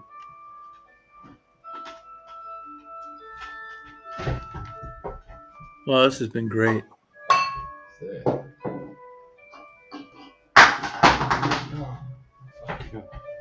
Hey, Mike. Hey, Mike. It just shows I've been up way What too time? early. What time is it there? Well, my alarm's just gone off. There you go. It's it's got the reflection now. It's 6:35 if I do it okay. that way. Oh, okay. In the morning, yeah. So the sun is up now, which makes a change. Yeah. So I know we drifted onto that subject as well. We've covered a lot tonight, to be honest. That's me just spinning off how I feel about the whole state of the world at the moment. Not that moaning will do anything about it. It's just something that you've either got to accept or, just bite back against it. And I do everything in my power. I don't go with it. I just don't go with it. I make it clear to the police what I think of them. If they got the rainbow thing, I don't know. Why are you wearing that?